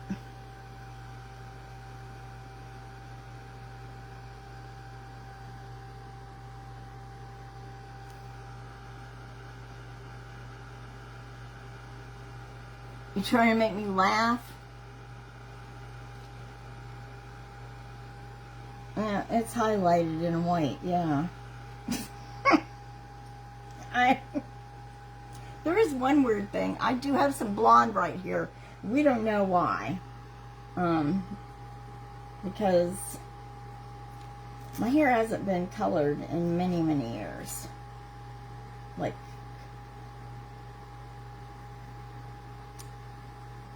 maybe 5 or 6 years.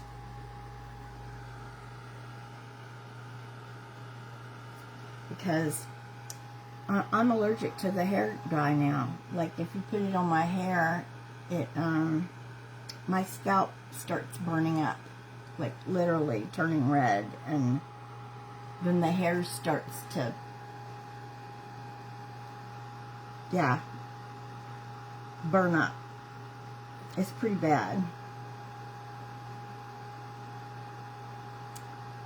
That's when I had to quit. I mean, literally had to stop coloring my hair, because I used to have it colored like a dark blonde with lighter highlights in it, but all of a sudden we couldn't do that anymore.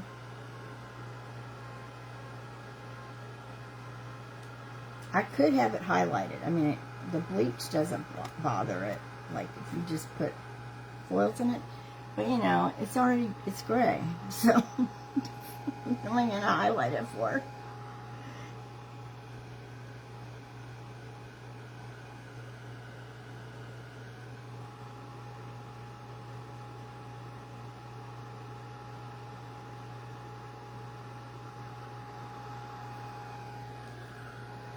I let it go gray in my 40s, and then I colored it when I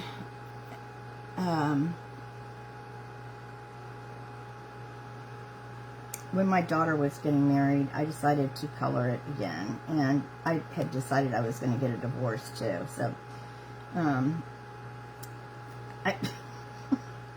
I did start coloring it again, and then a few years later I couldn't color it anymore.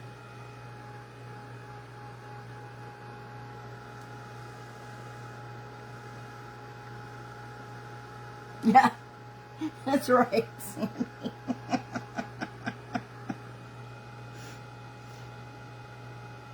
It's got that natural highlights in it. I mean, I have cousins that don't have any gray hair, and they're as old or older than me, and one of them, like, she is older than me, and she doesn't have gray hair, and her hair's too dark for her complexion because it's not graying. So she actually has it highlighted just so it doesn't look too dark on her. I mean, normally you would have some gray, you know, your hair would be lighter.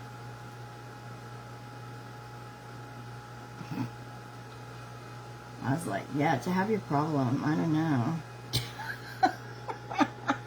I missed that boat. Me and my mom.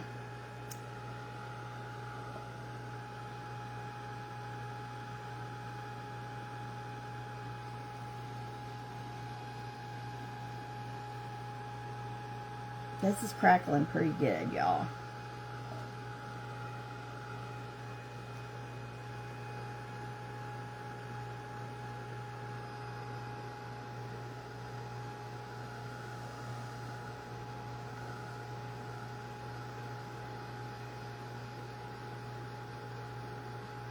Yeah, we just can't figure out why I have this blonde right here. I mean, it is blonde. It's weird.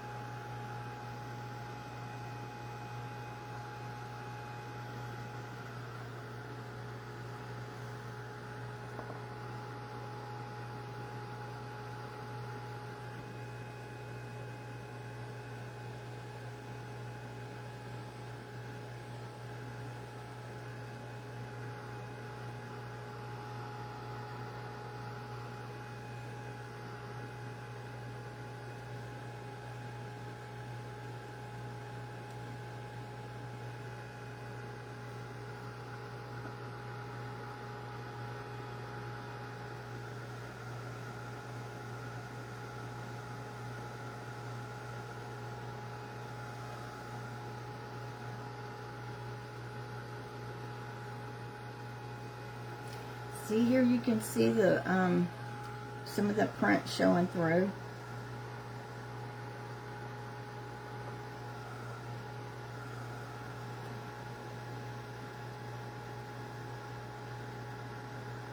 Yeah, that's what mine did for many years. The grays just sort of blend, you know, they would blend in, but then, because my hair really was pretty gray in my 30s. It's been a long time. And so I always had it highlighted so that it would kind of, they'd blend in, but then it got to be too much of the gray. So I had to have it all colored. And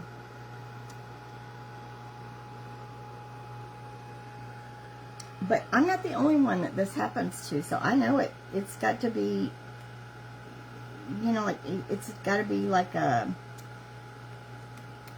reaction, maybe from a medicine, and the hair dye.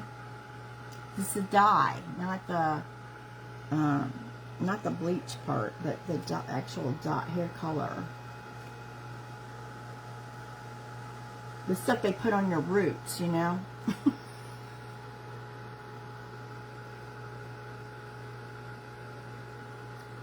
I like it. It turned out so pretty.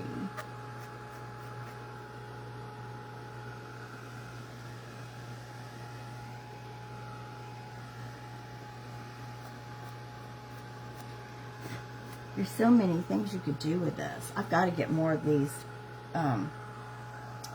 wood shapes when they're on sale.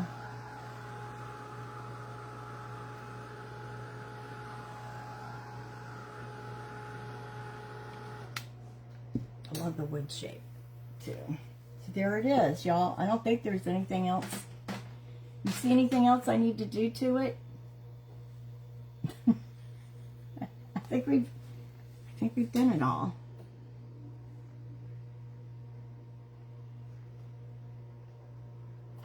I don't see another one of these. I was going to show you what it looks like naked, but I don't see the other one. I bought two. This is so, can you hear it?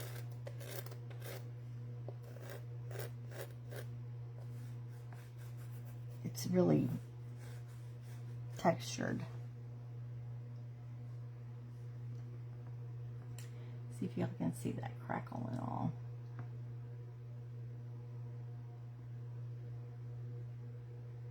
I do like the birds in the rust. I think that went well, because painting them to look like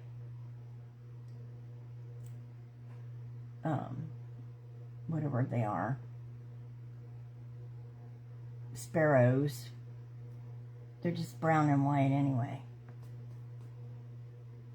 I guess, you know, you could make them like bluebirds if you wanted to do that, with like a rusty breast. They're shaped enough like a bluebird.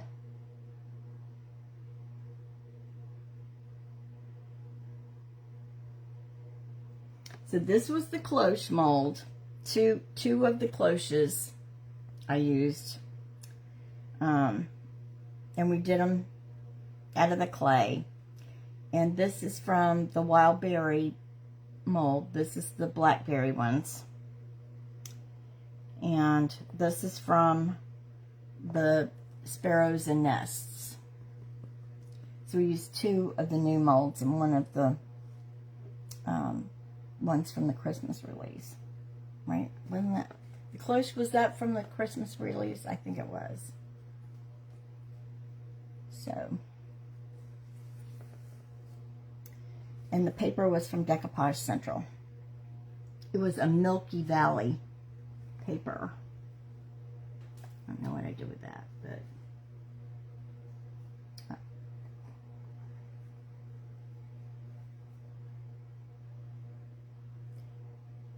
ID 170, that's the number. Milky Valley from Decoupage Central.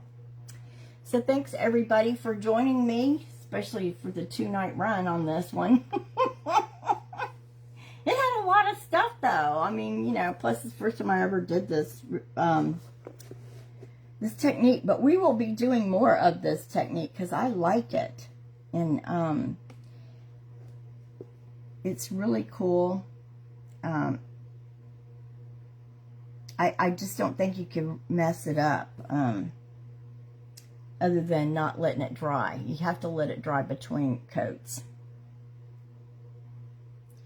So, everybody have a good evening, and I'll probably see you tomorrow. Good night, everybody. Right, the cloche mold is still around. Yep.